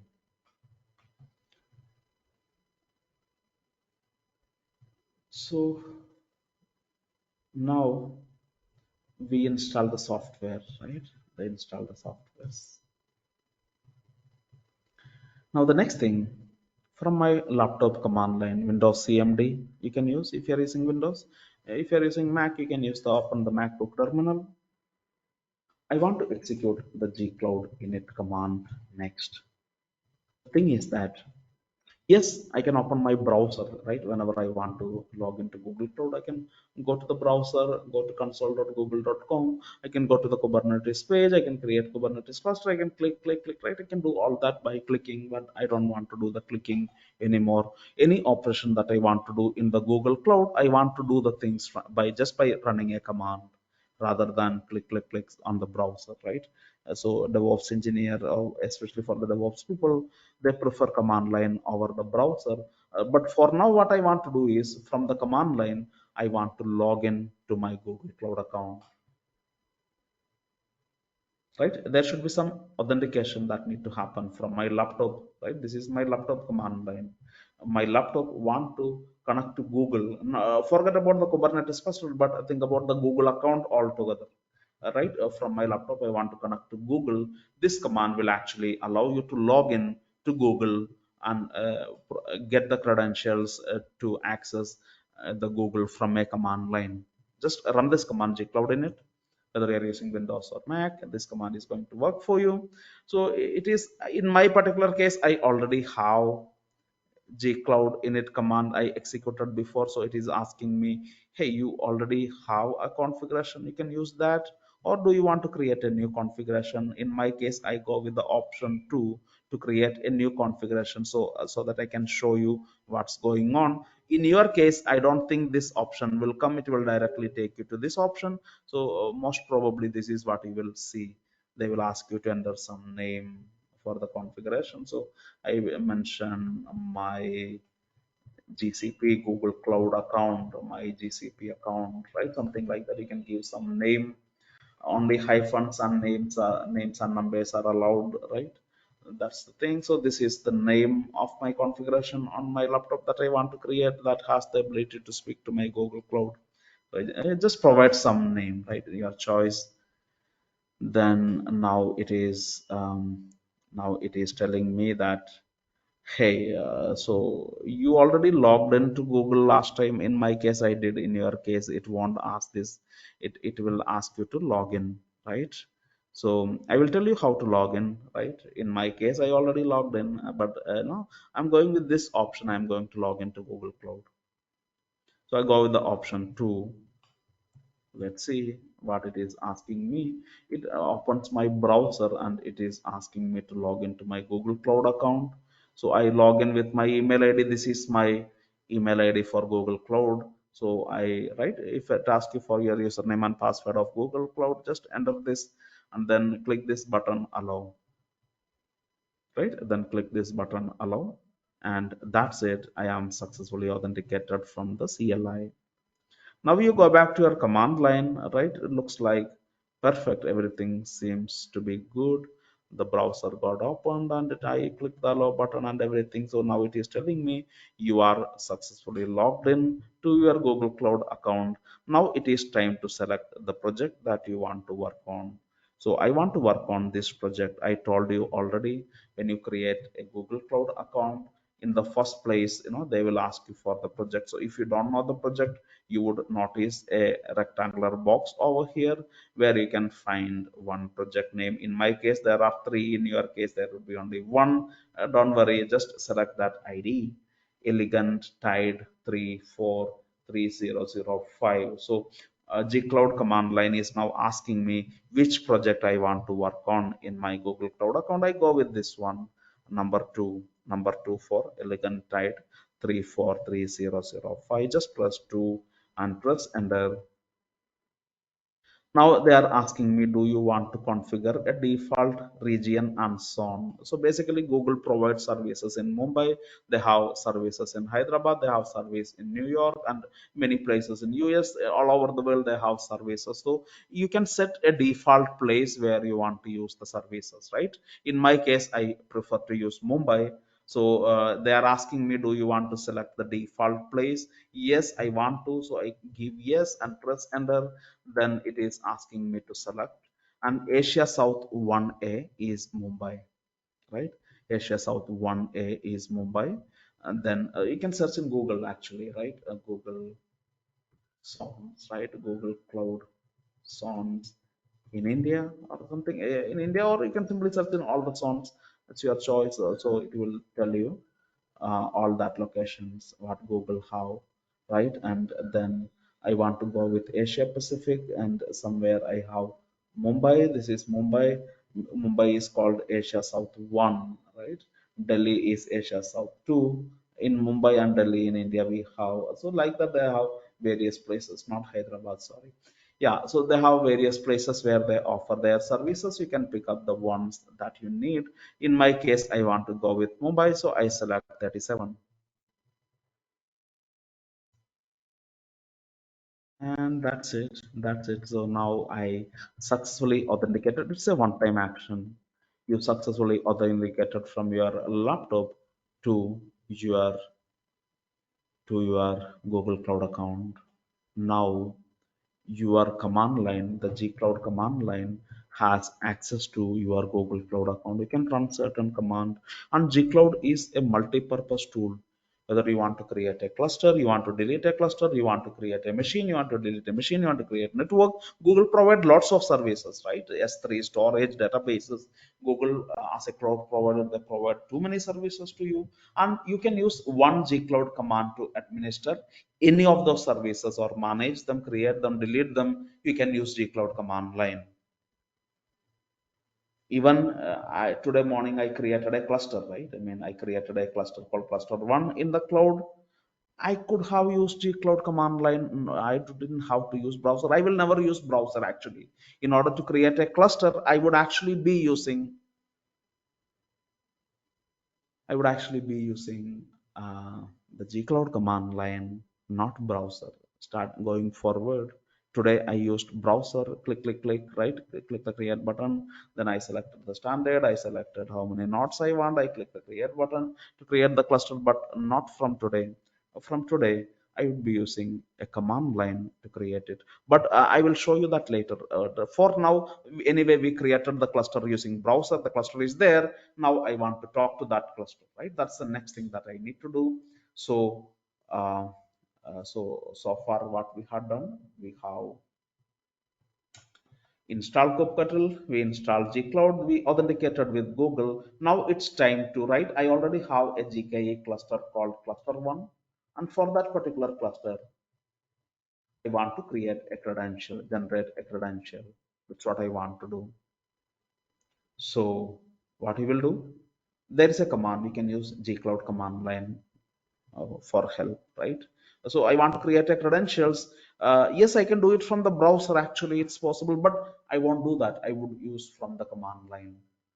So there is some command, gcloud command, that I can execute in order to get the credential of the cluster. And either you can search in Google to get the command. You can search in Google gcloud command to generate kubeconfig, right? Kubeconfig is the file name that where credentials would be stored, right? Or you can simply search in Google generate credentials of GKE cluster, something like that. Search something like this in Google, then you would get the command. right? This is the command, gcloud command, that you can use, followed by the name of the cluster. This is the command. That is one way of finding out the command to get the credential, or the easiest way to do is just go to your Google console, click here, click on the connect button, and that's it. You will get the command here itself. Son you can mention, but in my case, even if I don't mention the son and project, by default, I'm working on this project and this son, so don't worry. All I need to do is execute this command. Optionally, I can also mention it is Mumbai zone and it is this project. But in my case, when I executed the gcloud init command, I already set them as the default option. So this is the command I can execute. Go ahead and run this command on your laptop. Make sure that gcloud init is done first, right? Gcloud init must be done, otherwise no gcloud command will work for you. So this time I do this, and it tells me that it could not find a cluster in Asia. Sorry, this cluster was not created in Asia, it was created in, so I have to specify US as the zone. I used the wrong command, right? So by default, I set, right? In my case earlier today, when I created this cluster, I created it in the US by mistake. I should have done it in Mumbai, but right, my cluster is located in this region. So you must mention that along with this command, same command, but specify also the region. This time it should work, right? Run this command, and that's it. Now it tells me that it could be config entry generated for cluster 1. That sounds perfect. Now let me, everything is done now. That's all you need to do. Now what happened, internally what happens in your laptop is, inside your laptop home folder, a .kube folder you would notice. And inside that .kube folder, you would notice a file got created called config. And if you open that file, you would notice that this command has stored some credentials inside this file. All right, so everything looks great. You can open the file and take a look at the file. It consists of some certificates and stuff, some kind of authentications mechanisms inside this file. And now kubectl, you don't have to tell kubectl to take the credentials from here. Or by default, kubectl always read that file. So as soon as you finish this command, your kubectl will also start working. So that's it. We are done. We generated the credentials, and now kubectl is now ready.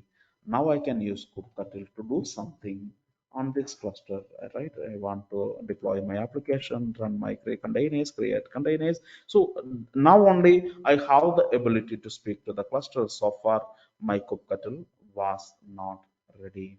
Now it is ready, and I can start running a bunch of commands to operate the cluster from my laptop. Whenever I want to run something in the cluster, I just run a command on my laptop, or I want to get some information from the cluster, I run a command on my laptop. Kubectl has various commands. There's a get command if you want to know some information from the cluster, or there's a apply command if you want to apply some settings to the cluster, or deploy an application to the cluster, or anything that you want to do. You can use kubectl. We will talk more about kubectl, but yeah, for now we wanted kubectl to get the authentication mechanism done in Google Cloud. This is how you do it. Google Cloud now have the ability to speak to the cluster. And if you are using Azure, the only difference is that instead of gcloud command line, we would be using az command line, AZ command line, and otherwise the process is exactly same, right? Exact process, right, for Azure also. Perfect. So the cluster can be anywhere. It can be in AWS, it can be in Azure, it can be anywhere. It is kubectl that you use as a DevOps SRE. You operate this cluster, you deploy application to this cluster, you do things, this and that on the cluster. You use kubectl, right? You use kubectl and you work on your laptop, right? All those YAML file, all those instructions that you want to give Kubernetes cluster, you write them and keep them in your laptop. They are YAML files, which I will explain about YAML files later, but yeah, that's exactly what it is.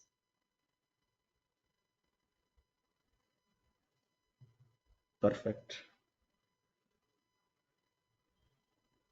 Now the next thing, we successfully connected to the Kubernetes cluster. Let's operate the cluster, right? Let's operate the cluster. Let's do something, right? Let's operate the cluster. In our particular case, it's a GKE cluster. Okay, let me do one more thing actually before we start operating the cluster. Let me also show you. I'm deleting the GKE cluster. Deleting the GKE cluster. How do you delete a GKE cluster? You might already know to delete a cluster, all you need to do is just go to the browser and select this option, delete, and cluster get deleted from your Google Cloud account. Cluster is gone. Kubectl software still you have in your laptop, but there is no cluster to operate. So cluster is deleted, and I request you to do this whenever you don't want a cluster, right? Usually, what I do is whenever I want to work on a lab, I create a cluster in the morning. After I am done with the session, I delete that cluster, and next day I create a new cluster. So that way I can properly utilize my money, right? In your case, you will have a free trial, so yeah, you can properly utilize those free credits what you have, right? Just make sure that when you are not using it, delete the cluster. It's a good idea, right? So I can delete the cluster from the browser, but I'm stopping using the browser from now. I'm fed up with the browser. I don't like browser, right? Opening it, clicking the buttons, right? I don't want to do such kind of things. For me, whenever I want to create a cluster, I run a command. Remember, we have Gcloud already configured on our laptop, right? So you want to speak to your Google Cloud, you can either open a browser and do it, or you can use it done, right? Gcloud we used once for generating the Kube credentials, but I told you Gcloud can be used for many purpose, creating clusters, creating network, creating anything that you want to create in cloud, whatever operation that you do in the browser, same thing you can do using Gcloud. And yes, Gcloud can be used for creating or deleting a cluster. So I do have a cluster in the Google Cloud, and now I want to delete it. And right, so what I will do is I will use a Gcloud command to do that, and of course I can search in Google. I don't know the command, right? Gcloud command to delete a GKE cluster. In fact, I already know this command, but you got the point. I just want to show you how it is done. So then it will take you to the documentation. So you go to the documentations, then it will tell you that specific command. Of course, it will ask you first run Gcloud in it. I mean, in your case, it's nothing. So we have a cluster called cluster one. This is the command, right? Basically, that you can use. Sorry. I mean, this is easy, right? This is the command gcloud container clusters delete and then followed by name of your cluster. I mean, whatever it is, you just replace it. So all you need to do is run this command on your laptop. If the cluster name is something else, you can put that. So in my case, the cluster name is cluster one. So just run this command from my laptop. Then it is telling me, okay, no, I should mention the region, sorry. So I should mention the zone is US Central. By default, it will look for Mumbai. So if I ask it to delete, it will throw me an error. There is no such cluster in Mumbai. It's actually in US. So let me delete it from the US. I mentioned this command, this option at the end. Now this is the command to delete a cluster. So this cluster one in this US zone get deleted. So do you want to continue? Press Y and that's it. Yes, so it get deleted. So whenever you want to create a cluster, just instead of delete command, you mention create command, then cluster get created. When you want to delete a cluster, you just instead of delete, you put create command and then cluster get created.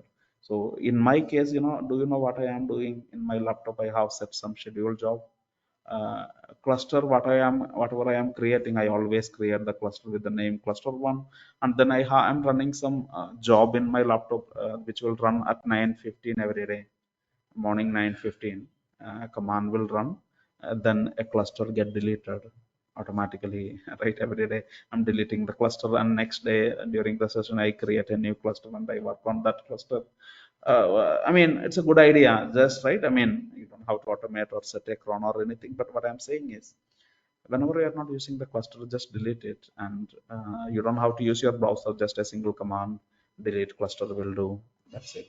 And then I can create a new cluster by using, instead of delete, if I mention create, or you can search in Google gcloud command to create a cluster, create a GKE cluster. Then that would tell me, right, the command is gcloud uh, container cluster is create. That's it, right?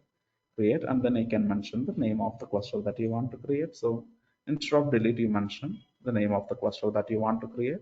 If you want to mention the zone, you can mention the zone. If you don't mention the zone, by default it will be Mumbai, because when we set up the gcloud init command, we set Mumbai as the default location, remember?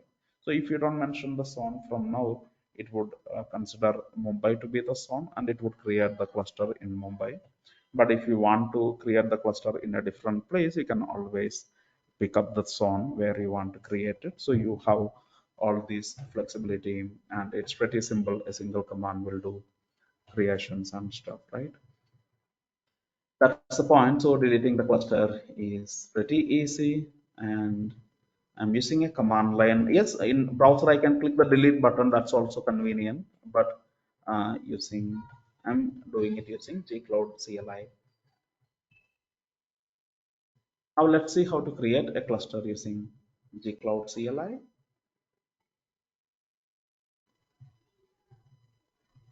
Creating GKE cluster using gcloud CLI. So again, the only difference is that instead of delete, you mention create. That's it. So I will, okay, let this cluster get deleted. I open my laptop once again, command line, and then from this command line, I'm going to mention command as create. Then I have to mention the name of the cluster. Let's call it cluster 2. This time I'm creating another cluster called cluster 2. So this is the command that I always prefer to use the same name for the cluster every day morning, so that because I have other clusters also running on my Google Cloud account, right? I don't want to any confusion. Usually, the learning purpose, when I create a cluster, I always call it cluster one. Just for today, let's call it cluster two. But yeah, this is the command, right? You can run in your laptop. All you need to do is just run this command. That's it. You will notice that a new cluster get created on your Google Cloud account, and name of the cluster is cluster 2, right? Or whatever name that you specify here. And now you can see the same from your browser also. If you go to your browser, log into your Google Cloud, you refresh this page, you can actually see cluster 1 is deleted already. Now cluster 2 is being created, right? Cluster 1, I already initiated the deletion, so it looks like it got deleted completely. Right, you can see the delete command is completed successfully. Cluster 1 got deleted successfully, right? And now a new cluster is being created when I executed this command. So when you want to create a cluster, run this command. I'm pasting the command in the chat. And when you want to delete the cluster, use this command. This is the most convenient way of creating it. Then if you are using gcloud create command to create a cluster, you don't have to worry about that kubeconfig file also. Automatically in your laptop, gcloud command line would also generate the kubeconfig file, and kubectl will start working immediately. So you don't really have to, right? When we created the cluster in the browser, first you have to create the cluster in the browser, and then you have to execute this command, right? From your laptop you have to execute this command, like get credentials stuff. But this command will be done automatically if you are creating the cluster from the command line using this command. If you are creating the cluster, it is a one step that would not only create the cluster but also create the kubeconfig and everything. So that's the that's pretty straightforward, right? It's as simple as that. Awesome. So that's it, right? And now a new cluster is being created in the Google, and no, after then once the cluster become ready, you can start running the kubectl command. Very convenient, right? So the command what we used is this, right? Perfect. Now let's operate the cluster.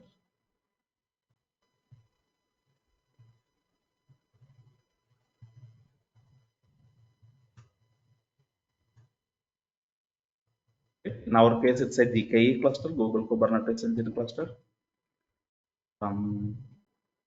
Laptop, right? I mean, you configured kubectl already. So right now I created a new cluster called cluster 2. And then on my laptop, I already configured kubectl. So as I told you, kubectl get automatically configured if you use gcloud command line to create the cluster. So I can immediately start running the kubectl commands, right? Kubectl commands will immediately start working. And let me show you something. So yes, this is a, remember, I mean, when I say Kubernetes cluster, of course, the Kubernetes cluster is composed of lot of machine which Google created for me. It has a control plane, it has worker nodes, right? I mean, none of those concepts will never change, and they will never ever change, right? Those concepts are already there behind. But when you're working on a cluster, I don't think about those machines or anything. I don't have to think about those machines. As a operator, I want to run my application into the Kubernetes cluster. All I have to do is all I have to do is I okay. Let me I'll explain this, right. Um, so let's summarize what all things we did today. We talked about the need of container orchestration, lots of the complexity in production, right? Application may fail, application may need to scale, they may need to scale up, may need to scale down. Then you might need to increase the computing capacity, decrease the computing capacity. You might want to create machines, delete machines. You might want to establish proper networking connections. A lot of complications are there in production, and you need a software that helps you with everything. So we talked about that, and then we talked about Kubernetes. What is Kubernetes and what is a cluster, and various components of a Kubernetes cluster. Mainly there is control plane, and then many software that you run in control plane. And then in the worker node,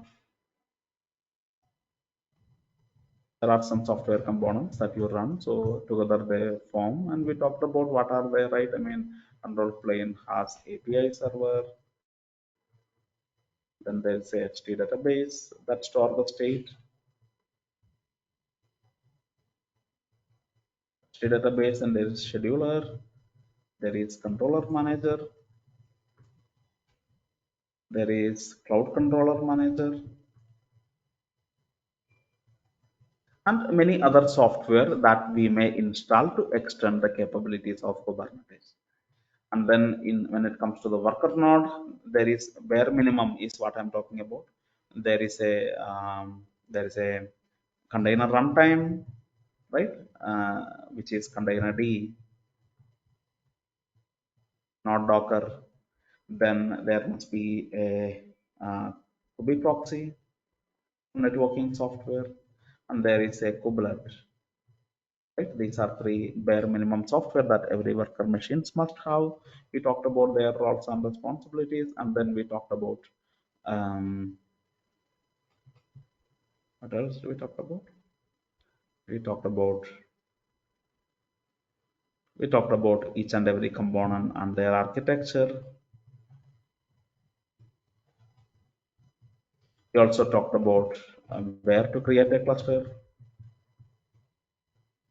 It could be in on-premise, or it could be in the cloud, right? So there are two places you can create a cluster, and we discussed about creating a cluster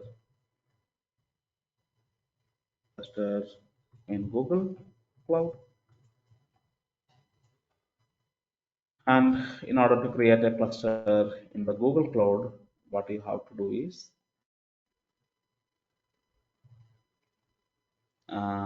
we use the browser to click button to create the cluster in Google. Then we talked about, after creating the cluster, we talked about connecting to a GKE cluster. For that, first of all, in your laptop, you must install, right? In your laptop, you must install both kubectl and gcloud. Then authenticate with Google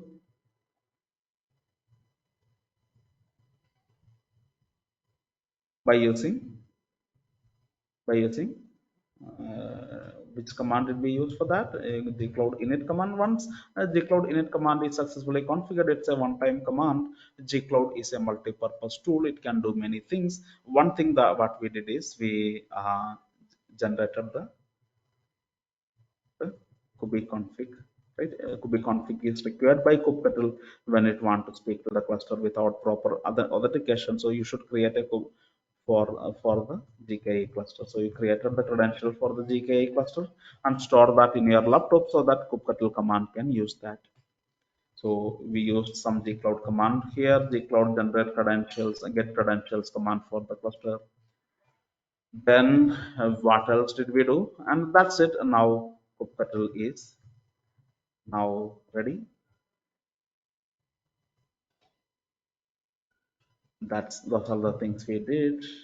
And how do you verify kubectl is ready? You can simply try to run a command called kubectl get ports, right? If you are okay, I'm getting a MS error. I'll just don't worry about this. I'll fix it later.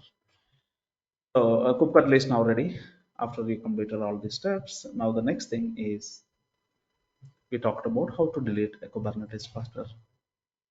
Delete a Kubernetes cluster. You can do it in two ways of using the Google console. That means the browser, right? From your browser, you can do this, or you can using the gcloud CLI, which is the preferred way. I told you that's what I prefer.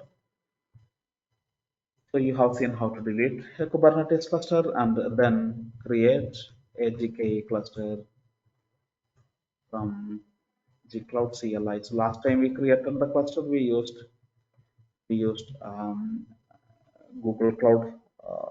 We used the browser, but this time we used CLI to create a cluster, and our cluster got created. Actually, the command is completed, and the cluster is now ready. You can see, right? Take a look. The command is completed. So this command is completed, and the cluster is now ready. And if you go to the browser, you can verify the same thing from the browser also. Here, you refresh it. The green color indicate that the cluster is ready.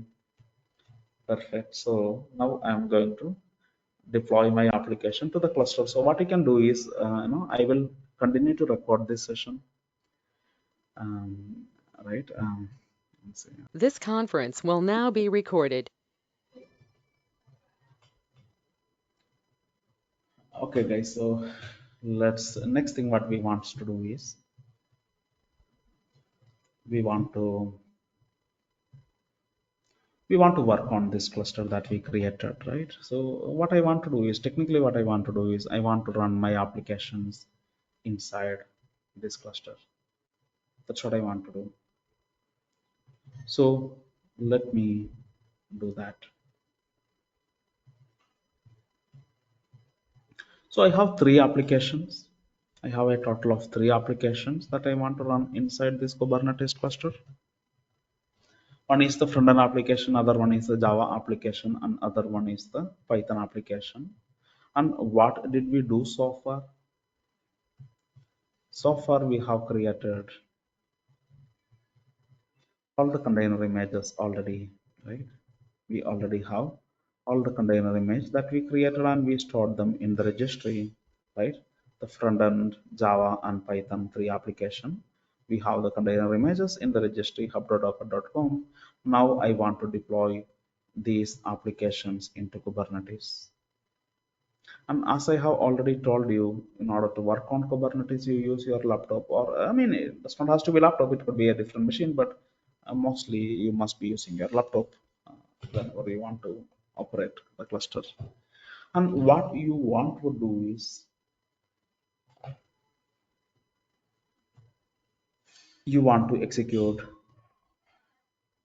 kubectl command, right? and you will write the decide state. Remember the decide state. We talked about the decide state. We write the decide state of our application. So we write the decide state of our front-end application. We write the decide state of our Java application. We write the decide state of our Python application. We write them all inside a YAML file, right? A YAML file that you might have. And let me. So what are things you mentioned? You mentioned the number of replicas, how many replicas of your application you want to run. Maybe 10 container or 15 container or 5 container, 4 container. Basically, you need to mention the number of replicas that you want to run. You should mention which image you want to use, right? I mean, right, for running the front-end application, you have to use this image, Basil Varghese slash, right, whatever that is, right, Basil Varghese slash for IT, front-end, colon, right, 1.0.0, whatever it is, right, you want to mention, so which image you want to use, how many replicas you want to run, any environmental variable that you want to set inside the container, of course, right? Any environmental variables that you want to set inside the container, anything else you want to mention? You might also want to mention some attributes. Some you want to mention some names, labels, right? What is the name of this resource, and some labels are used for marking them, giving some unique IDs for this resource what you are creating, and then name, labels, and many other settings. Some attributes you can set. You can, let's call them various attributes. So these are the settings what you need to mention when you define a decide state or when you write a YAML to deploy your application into the Kubernetes cluster, right? What happens is a controller get created inside your Kubernetes cluster. Remember, maybe I mentioned that I want to run some 3 replicas. It means I want to run some 3 containers or 3 containers for my front-end application. For my backend application, I want to run some 2 containers. For the Python application, I want to run some 10 containers. So I can mention how many replicas for each application and from which image the container has to get created, right? All these settings I need to mention together inside a YAML file, and what environmental variable I may want to set some settings, right? For example, your Java application want to know the URL of Python, you will be using some environmental variable there. So you might want to use that, right? Various things, right? Various things.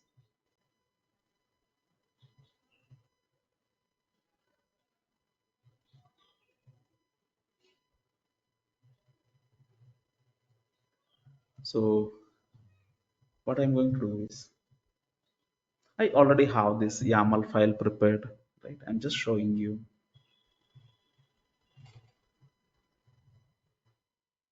in my microservice project. You already know this project. That's a folder called resource manifest. Within the resource manifest folder, there is another folder called deployments and service all. And if you go to that particular folder, right, in your GitHub, same Git repository, right, in the same Git repository, go to this particular folder, and then you would notice a total of 6 files, and 3 of them are, you can look at their name. They are called deployment YAML. 3 of them are called service YAML. So basically, you are creating different resources in Kubernetes. And it is a deployment resource that I am going to talk about first, right? Which is a controller. What a controller do? We talked about controller earlier, right? What a controller does is it will make sure that it will keep a track of the decide state.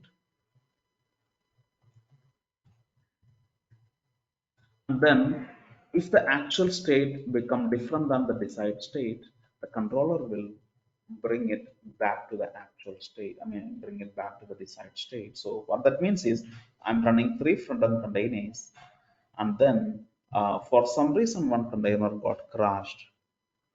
So decide state says 3 containers should run, but the actual state is only 2 containers are running. It is the controller that will fix the problem. So what needs to be done? It needs to create an extra container from this container image. Then now the total number of containers again become 3. Now the actual state is same as decide state. So a controller, what it does is it do whatever is necessary to bring the actual state to the decide state. So usually when you are deploying your application, you don't directly create containers in Kubernetes. You can, there are way for you to do that. If you want to create container yourself, you can create the container yourself, but that's not what you would do. What you would do is you create a controller.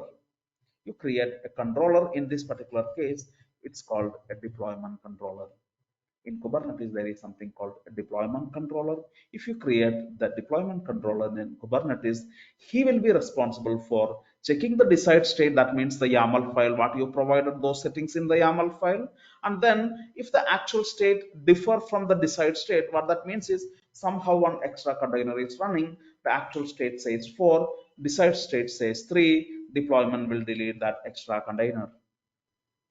Or for some reason a container got crashed, actual state is 2, decide state is 3. What that means is something is wrong, I want to create an extra container, deployment will create that extra container. So rather than you managing it, you let a controller managing it for you, right? So it's not your responsibility as an engineer to create the container manually and delete it manually, right? You create a state, you define a controller called deployment, and then there are other controllers also in Kubernetes. Today we are going to talk about a controller called deployment is what this is what it is capable to do.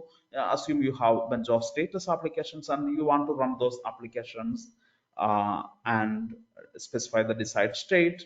Then you just create a deployment controller that will do the rest of the job. Perfect. And that's what I'm doing. Let me show you a deployment YAML for my front-end application. So for my front-end application, I have a deployment YAML. For my back-end one application, Java application, there's a deployment YAML. For my Python application, there's a deployment YAML. So let's take a look at the front-end application. And then what it is mentioned here is that it is telling me it's creating a deployment. It's you are giving some name to the deployment, what you are creating, you are applying some labels. These are some attributes that you are setting. Every resource should have a name, every resource might have a label, optional labels, right? Not mandatory, but it's much recommended. Then you should also mention some number of replicas, how many replicas you want to run, and minimum ready seconds, right? Within 15 seconds the container become ready. So maybe you are providing some 15 seconds after the container got created from an image.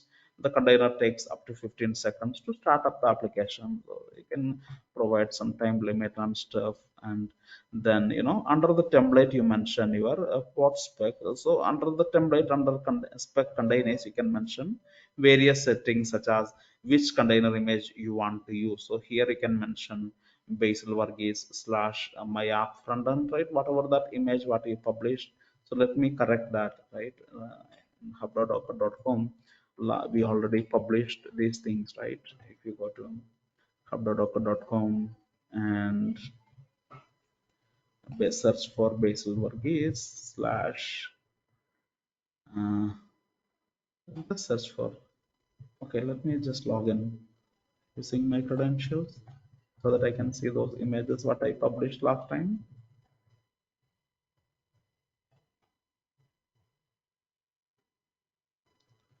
And over here I just click here my account, and then I should be able to see my app front end, my app Python, my app Java, and the version name I mentioned is 1.2.0, right? 1.2.0 for front end, 1.2.0 for Python, then 1.2.0 for Java. So I already have the images. So these are the images, Basil Varghese slash my app front end. So let me modify my GitHub code.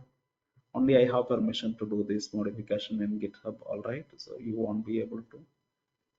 Just I'm making the change. I can clone my change, right, by executing the git clone command.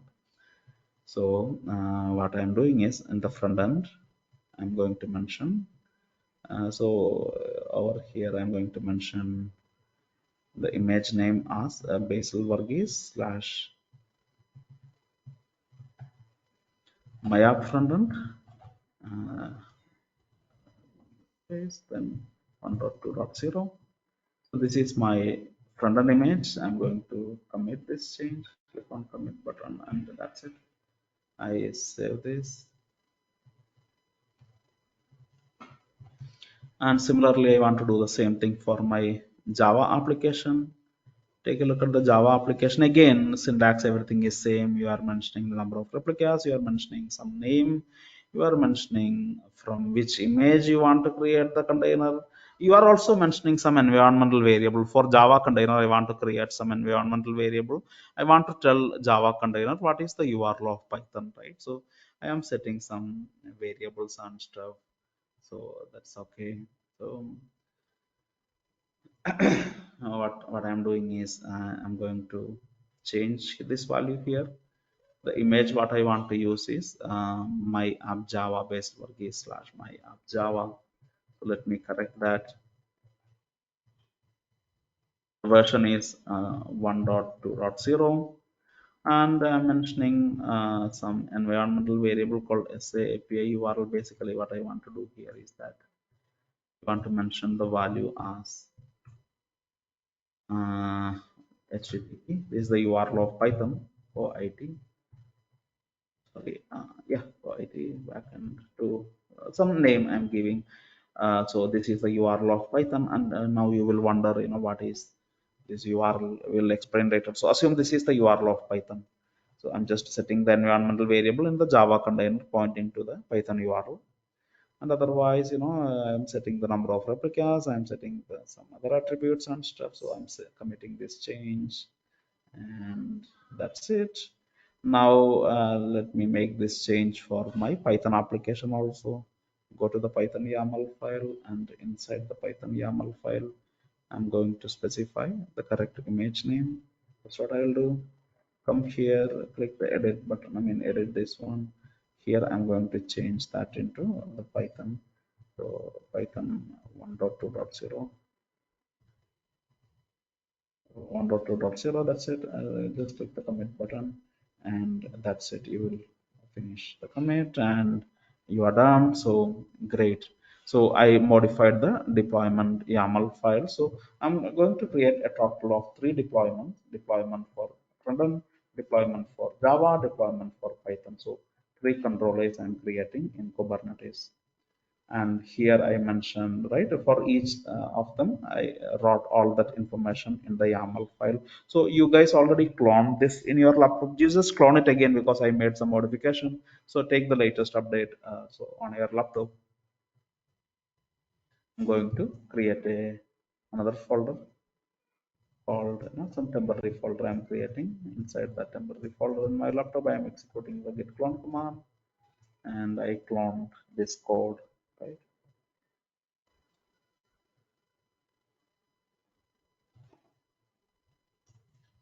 Now I go to the folder, right?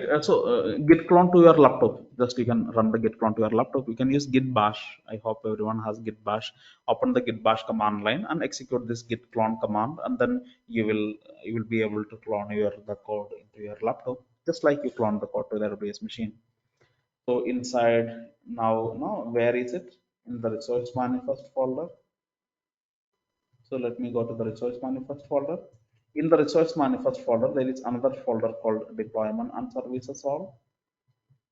Let me go to the deployment and services all in my laptop. That is where I have all these 3 deployment YAML file. I have 3 other file also. I will talk about them later.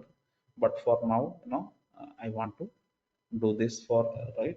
These are the files. Sorry,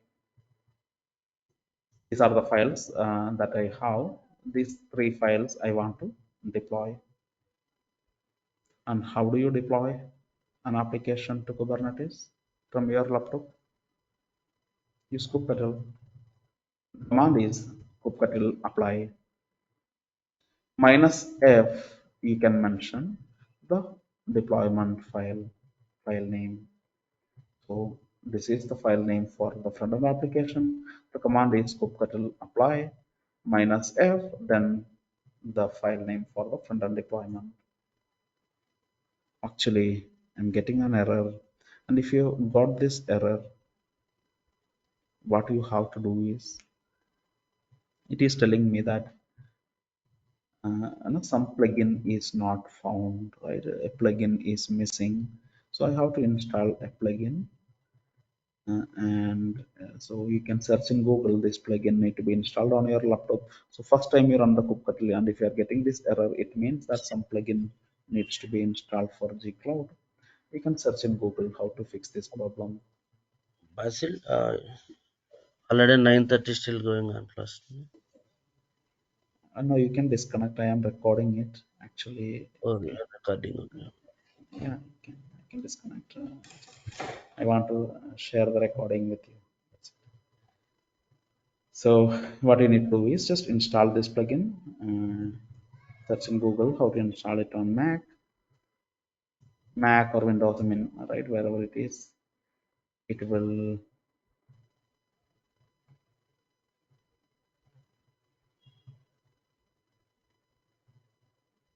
take you to some blog here. And okay, you can whether you are using in Windows, Mac, or anything. I mean, you can use this command actually. Doesn't matter whether you're using Windows or Mac. This is the command that you will be able to use. Install that missing plugin, and it will ask, do you want to continue? Yes, you want to continue. That's it.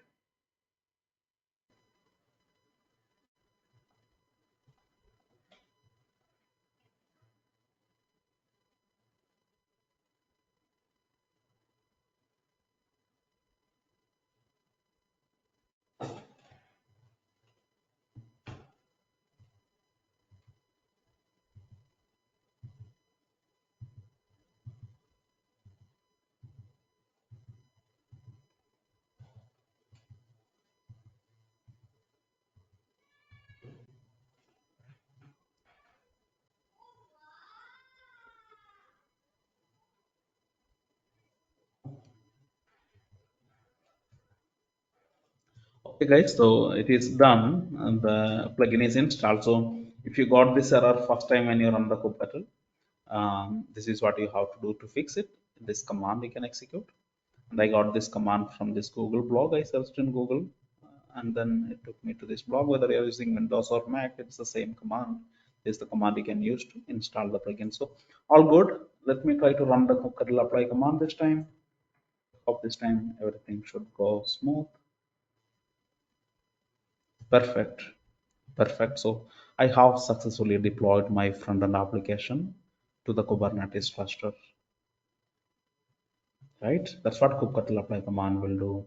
I have a file on my laptop, the YAML file on my laptop.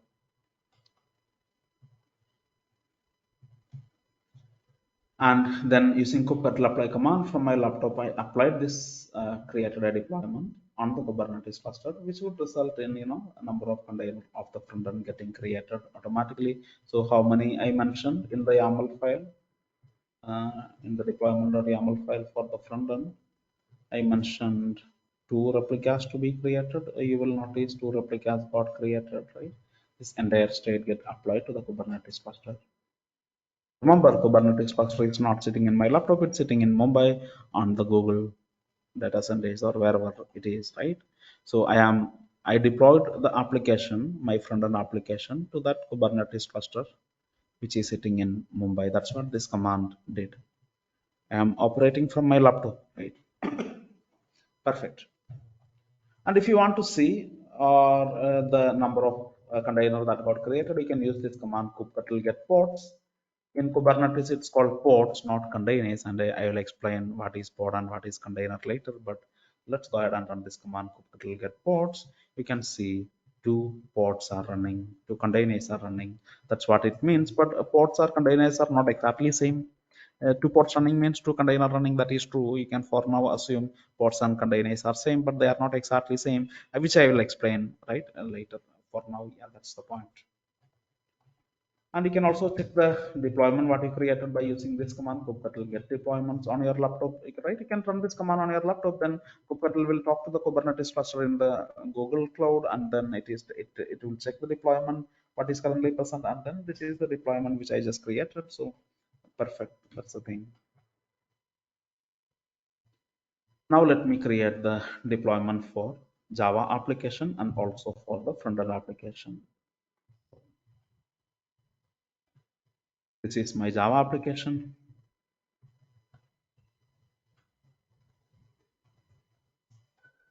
Java application deployment is created, and this is my Python application. Python application deployment is also created.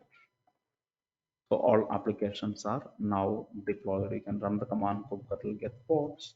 You can see all the Java ports, all the Python ports, all the front-end ports, 3 Java ports, 3 replicas for Java, 2 containers for Python, 2 containers for front-end, right? 3 containers for Java. So like that, based on the replica count that we mentioned in the YAML file, it created all those ports. And it created those deployments. Deployments are the actual controllers who are controlling these ports. So what that means is, what if I delete a Java port? Let's assume there are 3 replicas running for Java and I am deleting 1 replica. I can use a kubectl command for that also, kubectl delete port. Then I can mention the port that I want to delete. But yay, that's not good, right? I mean, what I'm doing, I'm deleting a port. The decides what is the decide state for my Java deployment. I mean, the Java deployment controller, what is the decide state I had given for the backend one. If you go to the deployment YAML file of the backend one for the Java application, right, it says 3 replicas, and yes, that's why it is running 3 containers. So what if you delete it? If you are deleting it, you are actually disturbing the actual state, right? So decide state is 3, actual state, if you are forcing it to be 2, then the deployment would say no, no, no, no, it should be 3, right? So it will create 1 extra container, right? That's the point. That's what deployments will do. So we have a front-end deployment, and it's called co-it front-end. That is the name we had given to it. So basically, the deployment is there. So if it noticed a pod being deleted from the Kubernetes cluster, it will just create it, right? Because it is watching the decide state and actual state and their difference. That's it keeps watching, right? It's keep running some infinite loops to check the actual state and then compare it with the decide state. If something is wrong, it will make the corrective action. So assume for some reason or somebody by mistake is deleting a pod, a Java pod, right? You can see the pod got deleted. So actually it's supposed to run 3. Now there's only 2. The deployment will immediately detect it and it will make the corrective action. Now go ahead and take a look at the number of ports. Actually, you can see 17 seconds ago, a new port got created. Now the total number of ports is actually not 2, it's 3 again, right? 17 seconds ago, the deployment noticed that a pod is gone, right? And then it created a new pod. You can see 17 seconds ago it happened, a new pod got created. So now, right, that's what controllers do. That's what deployment is one of the controller will try to do. It will try to bring the decide state, actual state, to the decide state. That's what it will do. All right, so great.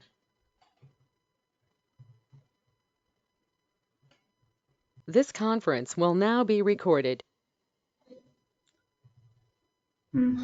Okay, guys. So that's the point. So and now we deployment correct that problem for you guys. Great.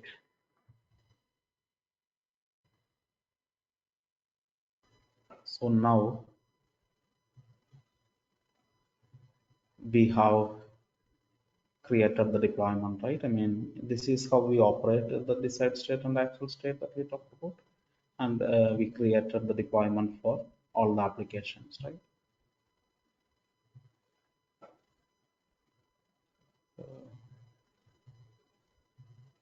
What we just did is,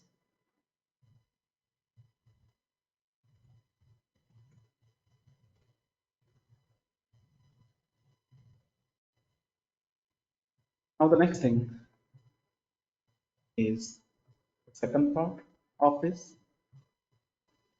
you want to expose your applications, right? So we created the deployments. That is perfect. Now it's time to expose your applications. What is meant by exposing your application, right? You must expose your application if somebody wants to speak to it. In our case, these are microservices and they listen on some http port number and people wants to speak to it, right? Right, so you on your laptop are currently working on a Kubernetes cluster at Google, and then you already created the deployment, and what happened in the background is that a number of applications got deployed. Total, how many applications did we deploy? Total 3 applications, right? So using kubectl, you deployed many applications in the cloud. So there is a front-end application,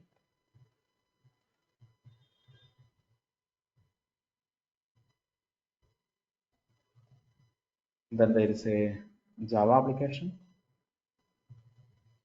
then there is a Python application. I think front-end we created 2 replicas. You can change the number whenever you want, but for now I mentioned 2 replicas. And for the Python application, I mentioned 2. For the Java application, I mentioned 3. So it's your choice. It's not a big deal. So this is the settings what I currently have. I have front-end application, I have Java application, and I have Python application deployed. So somebody want to speak to this application, right? When it comes to the front-end and Java, it is my customer from their browser. They want to speak to these applications, right? So the front-end application should be exposed to the outside world. And yes, when in the browser, when somebody click the send button, they will speak to the Java application.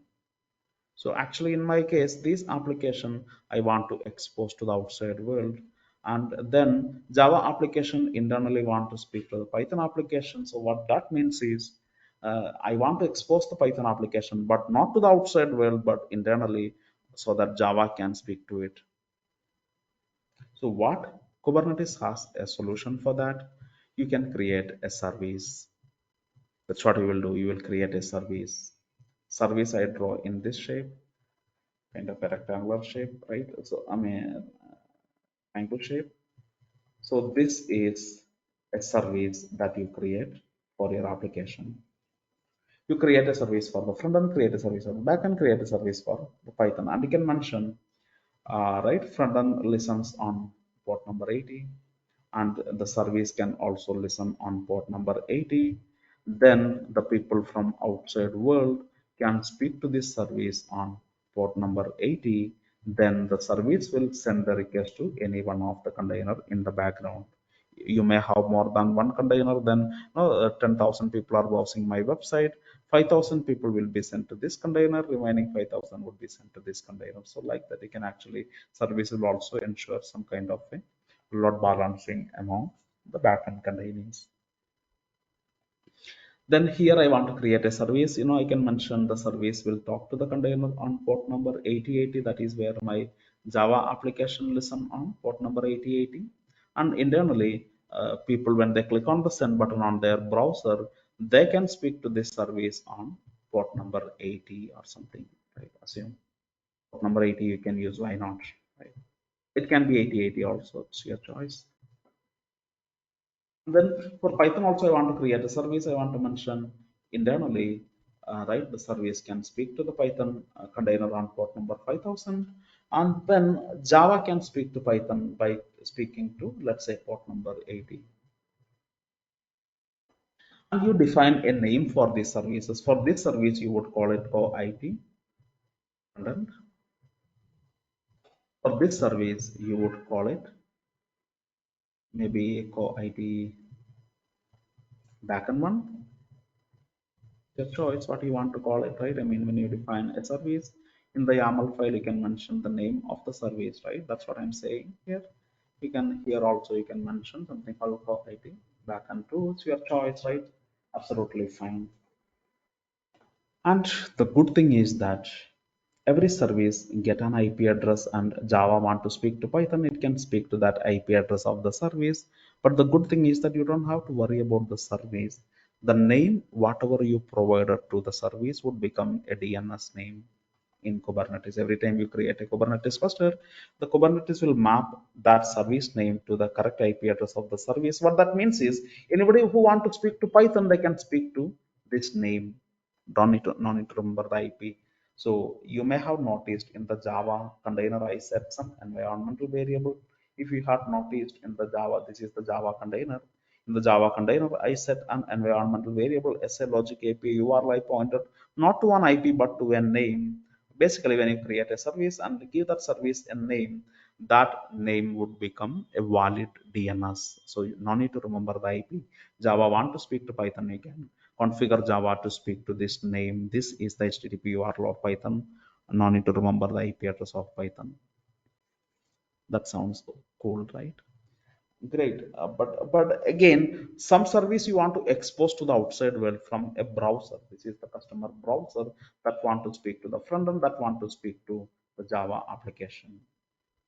You need a public IP here. A private name is not sufficient. You need a public IP here.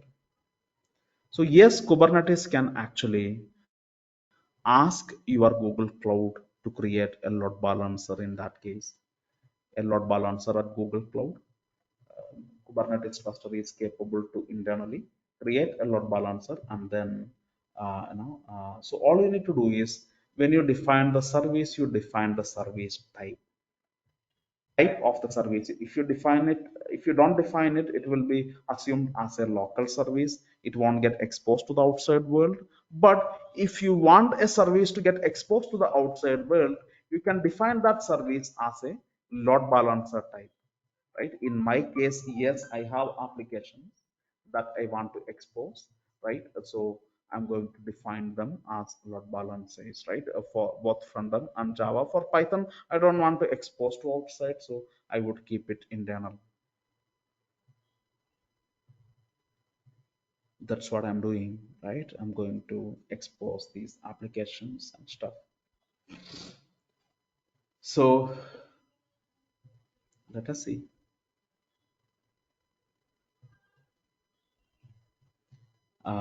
Let's take a look at these service definitions. Again, services are created as separate resources in Kubernetes, and I have three more YAML file for defining these services. This is the front-end service, a load balancer service. This is the Java service. This is the Python service. Let's go ahead and take a look at the Python service.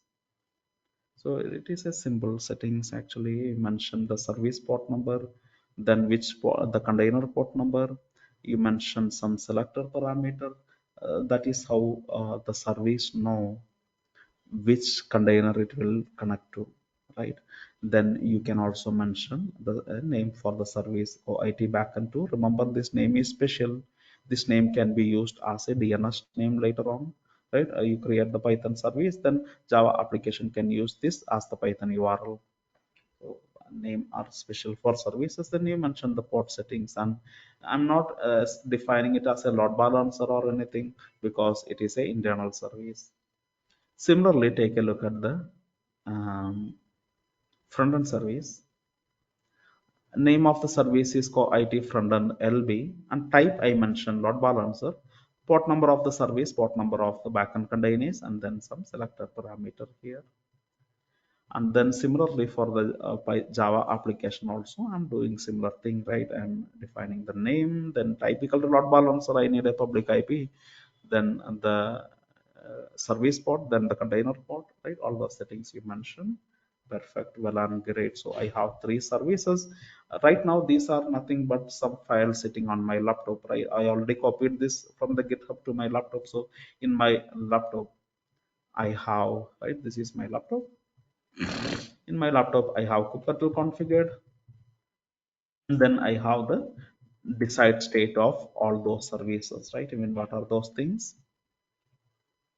I mentioned service name. I mentioned type of it. It's load balancer or cluster IP. By default, it's cluster IP. Cluster IP means only internal. Load balancer means external. Then I mentioned the port number of the service port. Then I mentioned the container port.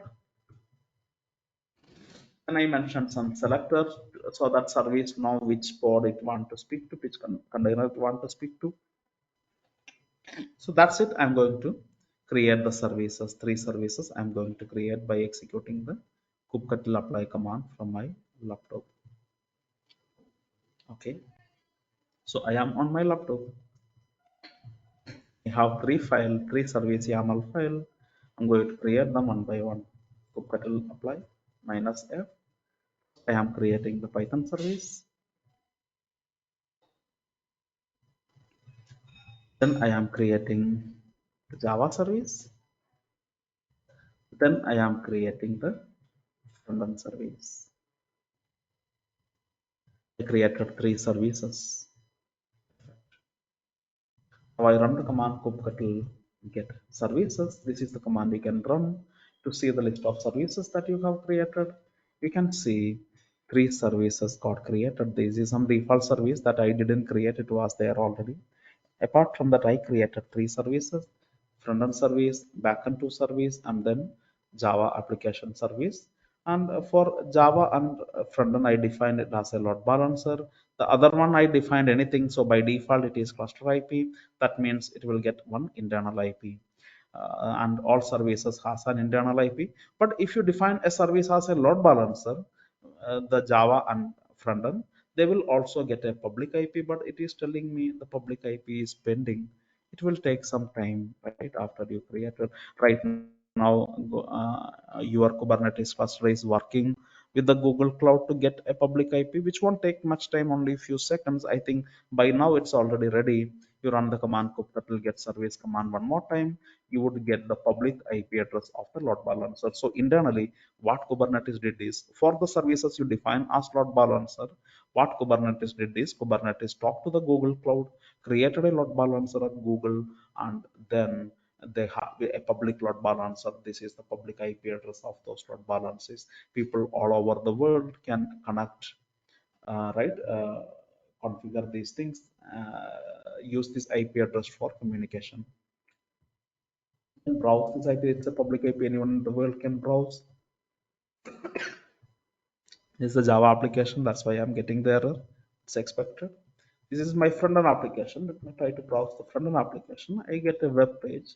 I click the send button. I click the send button, then it is supposed to send the traffic to this URL, but actually I have not configured it. So I must configure it, right? You know those steps, right? All you need to do is go to the front-end code. The front-end code you modify, then you run the npm run build command, you execute the docker build command, you execute the docker push command, store the image in the registry, then right, then the send button would start working. So do this as a homework assignment, right? I mean, I think not a big deal, but yeah, that's something you should do. And configuring Java to speak to Python, you already know. All you need to do is inside the Java containers, you should set the environmental variable, which we already took care, right? When did we take care? We in the GitHub, right, in the right, take a look at the Java. In the Java container, we already mentioned that an environmental variable get created, and it should point to the URL of Python. URL of Python is nothing but the service name, right? I told you, service name or DNS names. Whenever services, your application, whenever they want to speak to each other internally, you can simply use the service name, respective service name. And right, that's the whole point. And also, one thing that you should remember is the label selection. So I told you, it is this selector that help services so I'm just creating a service, right? I'm simply creating a service and calling it coit frontend lb. So what happens is service got created, but how does it know it want to speak to these ports, right? How does the service know it want to speak to these containers? I mean, that is by selecting them by their level. So earlier when we created this pod, right, we created a deployment, and it is the deployment who created all these pods. So at the time of creating the pod, you set some labels to the pods, and the label what you have set is app equal to co it frontend. So this label is already present inside the pods. Now what you are doing is actually you are telling the service to select those ports who has this label set, right? So that's how service and right service will be selecting. The labels are very important in Kubernetes, right? Whenever you want to establish connection from one resource to other resource, then you will be using labels most of the time. So labels are important, right? And if you want to see where these labels are created, you can go to your deployment.yaml file. If you go to the backend, let's take backend as the example, Java application as the example or something. Uh, so take any example, I mean, right? Take a look at the deployment. So here you can see within the deployment YAML, under the pod settings, you mentioned some labels, right? Same label you should mention as the selector when you define your service. So that's how label will select the correct ports by, right? Service will pick up the correct ports by selecting them by using labels. Labels are important in Kubernetes. Not only here, many places, whenever one resource deployment or service want to bind together, or deployment one pod want to bind together, service and pod want to bind together. So you can connect them using label selectors and stuff, right? That's the whole point. Perfect. Now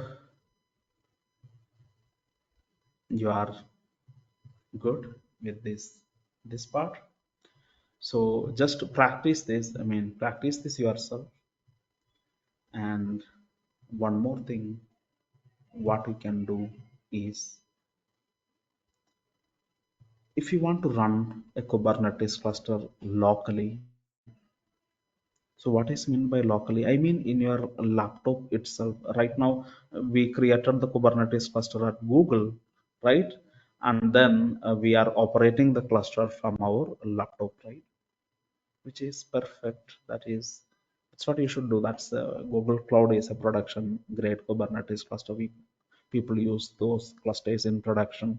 That's the kind of cluster you need in your companies. And even when you're learning, I prefer Google Cloud. But again, you have to worry about those charges and credit cards and various other things. So if you do not want to worry about all that, maybe what you can do is you can create a local cluster in your laptop itself. That is possible actually. So that's the whole point that I'm going to discuss next.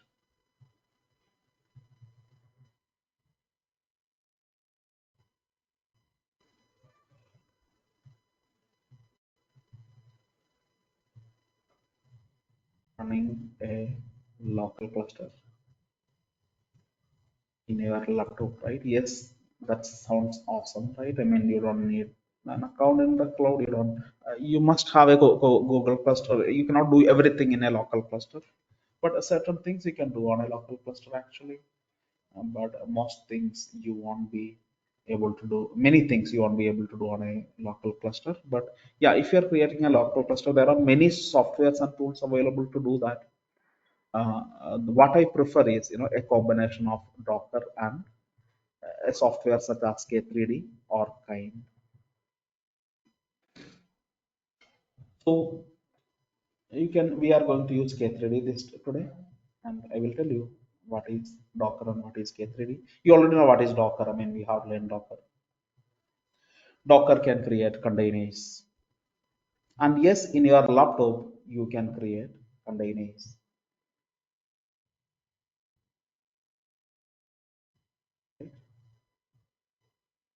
And remember, if you want to create an actual Kubernetes cluster, you need many machines, right? You need the control plane nodes, you need the worker nodes and everything. So you need many machines.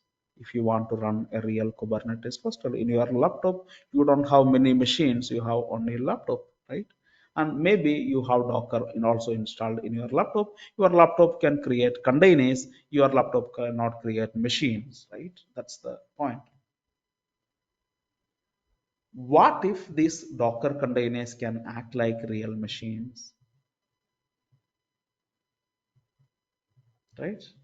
So just assume in my laptop I created a bunch of machines. The truth is that they are not real machines. They are actually Docker containers, but it doesn't matter. I don't care, right? I just want to create some Docker containers, and in those Docker containers, I want to run Kubernetes cluster. You can do this actually. So what that means is, yes, you need a control plane, you need worker nodes,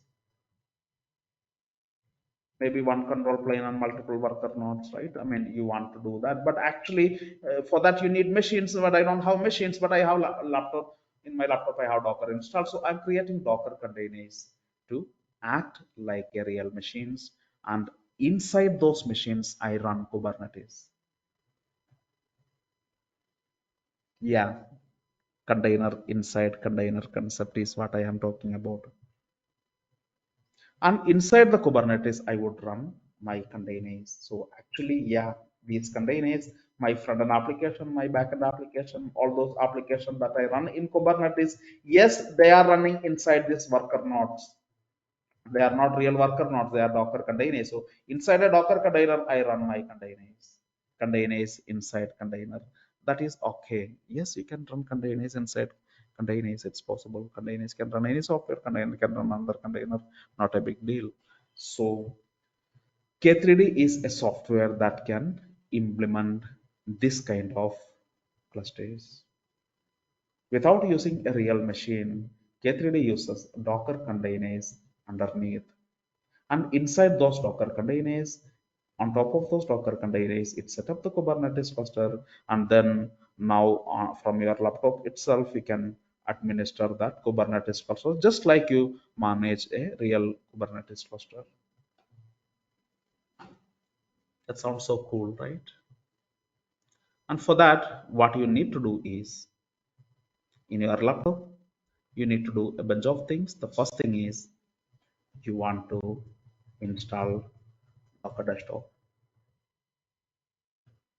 Docker Desktop is available for Mac, Docker Desktop is available for Windows, right? Search for Docker Desktop and press enter, then it will take you to Docker Desktop software. If you're using Windows, you can download the Windows one. If you're using Mac, you can download the Apple one. So just download it, install it, and then start the Docker application, start the Docker Desktop on your laptop. So after installing, you can start the Docker Desktop application on your laptop. Next thing is want to install K3D. That's a software that can do these things. K3D can create this Kubernetes cluster for you in your laptop itself. So in your laptop, you don't have machines. Don't worry, K3D will internally use Docker to create those machines.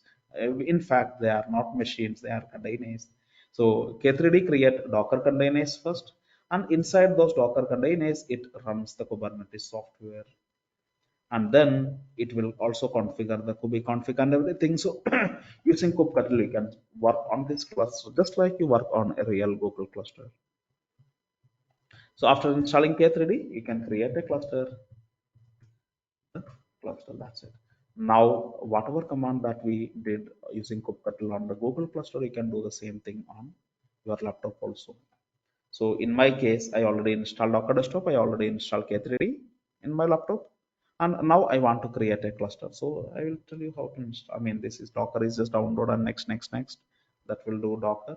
When it comes to K3D, you can search in Google K3D how to install K3D.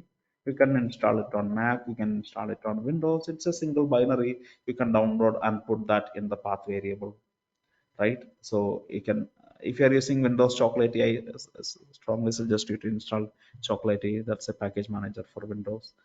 And if you're using right, you can this is the command.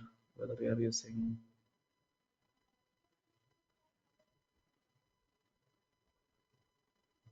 if you're using Windows, I think this command might not work for Windows. I don't think so. That command might not work for Windows. So what you can do is you can download the binary from GitHub. You can go to the GitHub release. From, you can click this link, go to the GitHub page. From there, you can download the Windows binary file. So this is the one. You can download this file to your Windows PC. All right. So just download it and copy this file. I mean, same path concept will apply. You will download this file to your laptop first. After downloading it, you rename the file to K3D or something, Either you can run the command dot backslash k3d from the downloads folder if you open Windows CMD, or you can just add this file to your path variable. Remember the Windows path concept that we talked about? You should do this, right? And then now the k3d command would start working on your laptop. Download the binary, copy that to a path location, or put that in a folder and add that in the path environmental variable on your Windows. And right, we already talked about this. Perfect.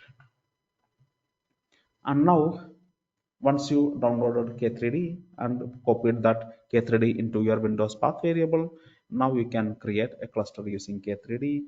Pretty simple, pretty simple. Make sure that first you start Docker. So in your laptop, start Docker. In my MacBook, I already have Docker desktop installed. I start Mac, whether you are using Mac or Windows, first you have to install Mac Docker, and you should start the Docker desktop. Docker desktop must be running, because remember K3D internally create machines in Docker as Docker containers. So that's why I told you Docker should be first running. And Docker, once it is running, you can use a single command K3D cluster create. That's it. That's it. I think in my case I already have a cluster. Let me delete it. Right, I am running this command K3D cluster create. That's it. It will create the Docker containers. It will basically, it creates, right, in the background, it creates those worker nodes, control plane nodes, whatever Kubernetes need, and then inside those machines it would start running the Kubernetes software. And now you got a cluster ready. Got a cluster ready, right? And you can start working on that cluster by using kubectl. So assume you have two clusters. One cluster is in the Google Cloud, one cluster is in the K3D, and now you are working on two clusters at the same time. Then you can use this command to switch between the cluster. Right now, I am curious which cluster I am working on. I can run this command kubectl config get context. So if you are working on multiple clusters, in my case, I have a cluster at Google. I have a cluster that I created locally in my laptop using K3D software, and star button indicate that, this is the cluster I am currently working on. No need to generate the kube config, or automatically that will be done already. We can start running the kubectl commands, right? It will work for you. So right now I am working on the K3D cluster, and that's why it is not giving me any output in the get pods command, right? Now pods are running. This is a fresh cluster I created in my local. I don't need any Google Cloud account, nothing. It's just the entire cluster is running inside my laptop itself. I want to run an application. Why not? I can, right? I go to the projects folder, temp folder, basically wherever I have sample in my laptop. I'm going to that folder where I have the deployment and service YAML files. So I'm going to create the deployment, right, on the K3D cluster. Same command kubectl apply minus -l. Right now my kubectl is pointing to the K3D cluster. So right now I execute kubectl apply. Remember the kubectl apply command will work on that. Right, so I deploy my Python application. I deploy my other application. So I created a total 3 deployments. This time I am working. Remember, right? If you are not sure which cluster you are currently working on, you just run this command. It will help you do that, right? Kubectl config get context. Right now from my laptop, I have kubectl, and I am managing two clusters at the same time, right? So right, right, you got the point. Right now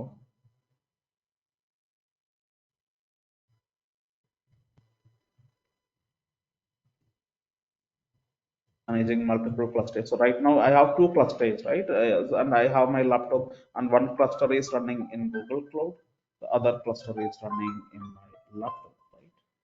I have two clusters running, and one is the GKE cluster, the other one is a K3D cluster.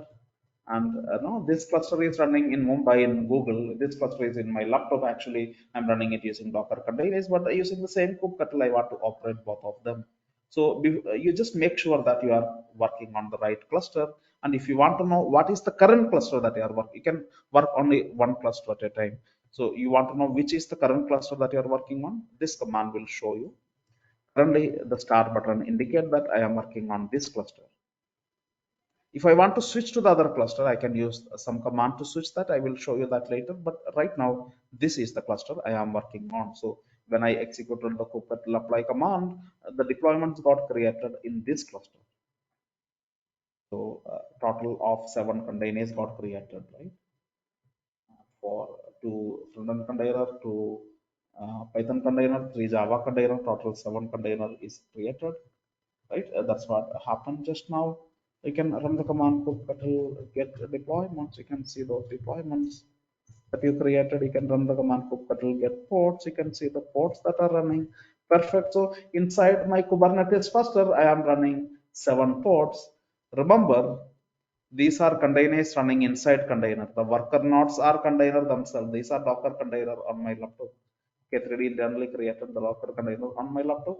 And then inside that container, it is running the Kubernetes software. And then I am creating the containers, my application container. So it's actually, yes, I'm talking about containers inside containers. Why not, right? That was not the case in GKE. In GKE, I had real machines. Google Cloud had real machines. Those were running, they were acting like worker nodes and control plane. Those were running real Kubernetes software, right? These were real machines. So, right, here there is no container inside container, but here in my laptop, I'm using this technique. Not good. I wouldn't say not good, but I mean, I wouldn't say it's good. It's not so good, but it's good for learning, right? Or running a cluster locally. This is an awesome software, K3D is. Now let's say you want to work on, okay, now you want to expose your application. Let's create services to expose the applications. And the problem is that in Google Cloud, we had the choice of creating load balancers. Then this is a more capable cluster. It create, when you want to expose an application, you just need a public IP. You define the service as a load balancer. But here, you can create the services, but there is no choice to define a load balancer service, right? Agree with me? So how you will access these services from your laptop? You cannot define them as a load balancer. Internally, yes, Java can speak to Python. I mean, no problem. Those things are taken care. I'm talking about how you expose your application, the front end and Java application. I want to expose to the outside world. How do you do that? Actually, the shortcut is you can use some port forwarding on your laptop. So what I will do is I am going to create the services.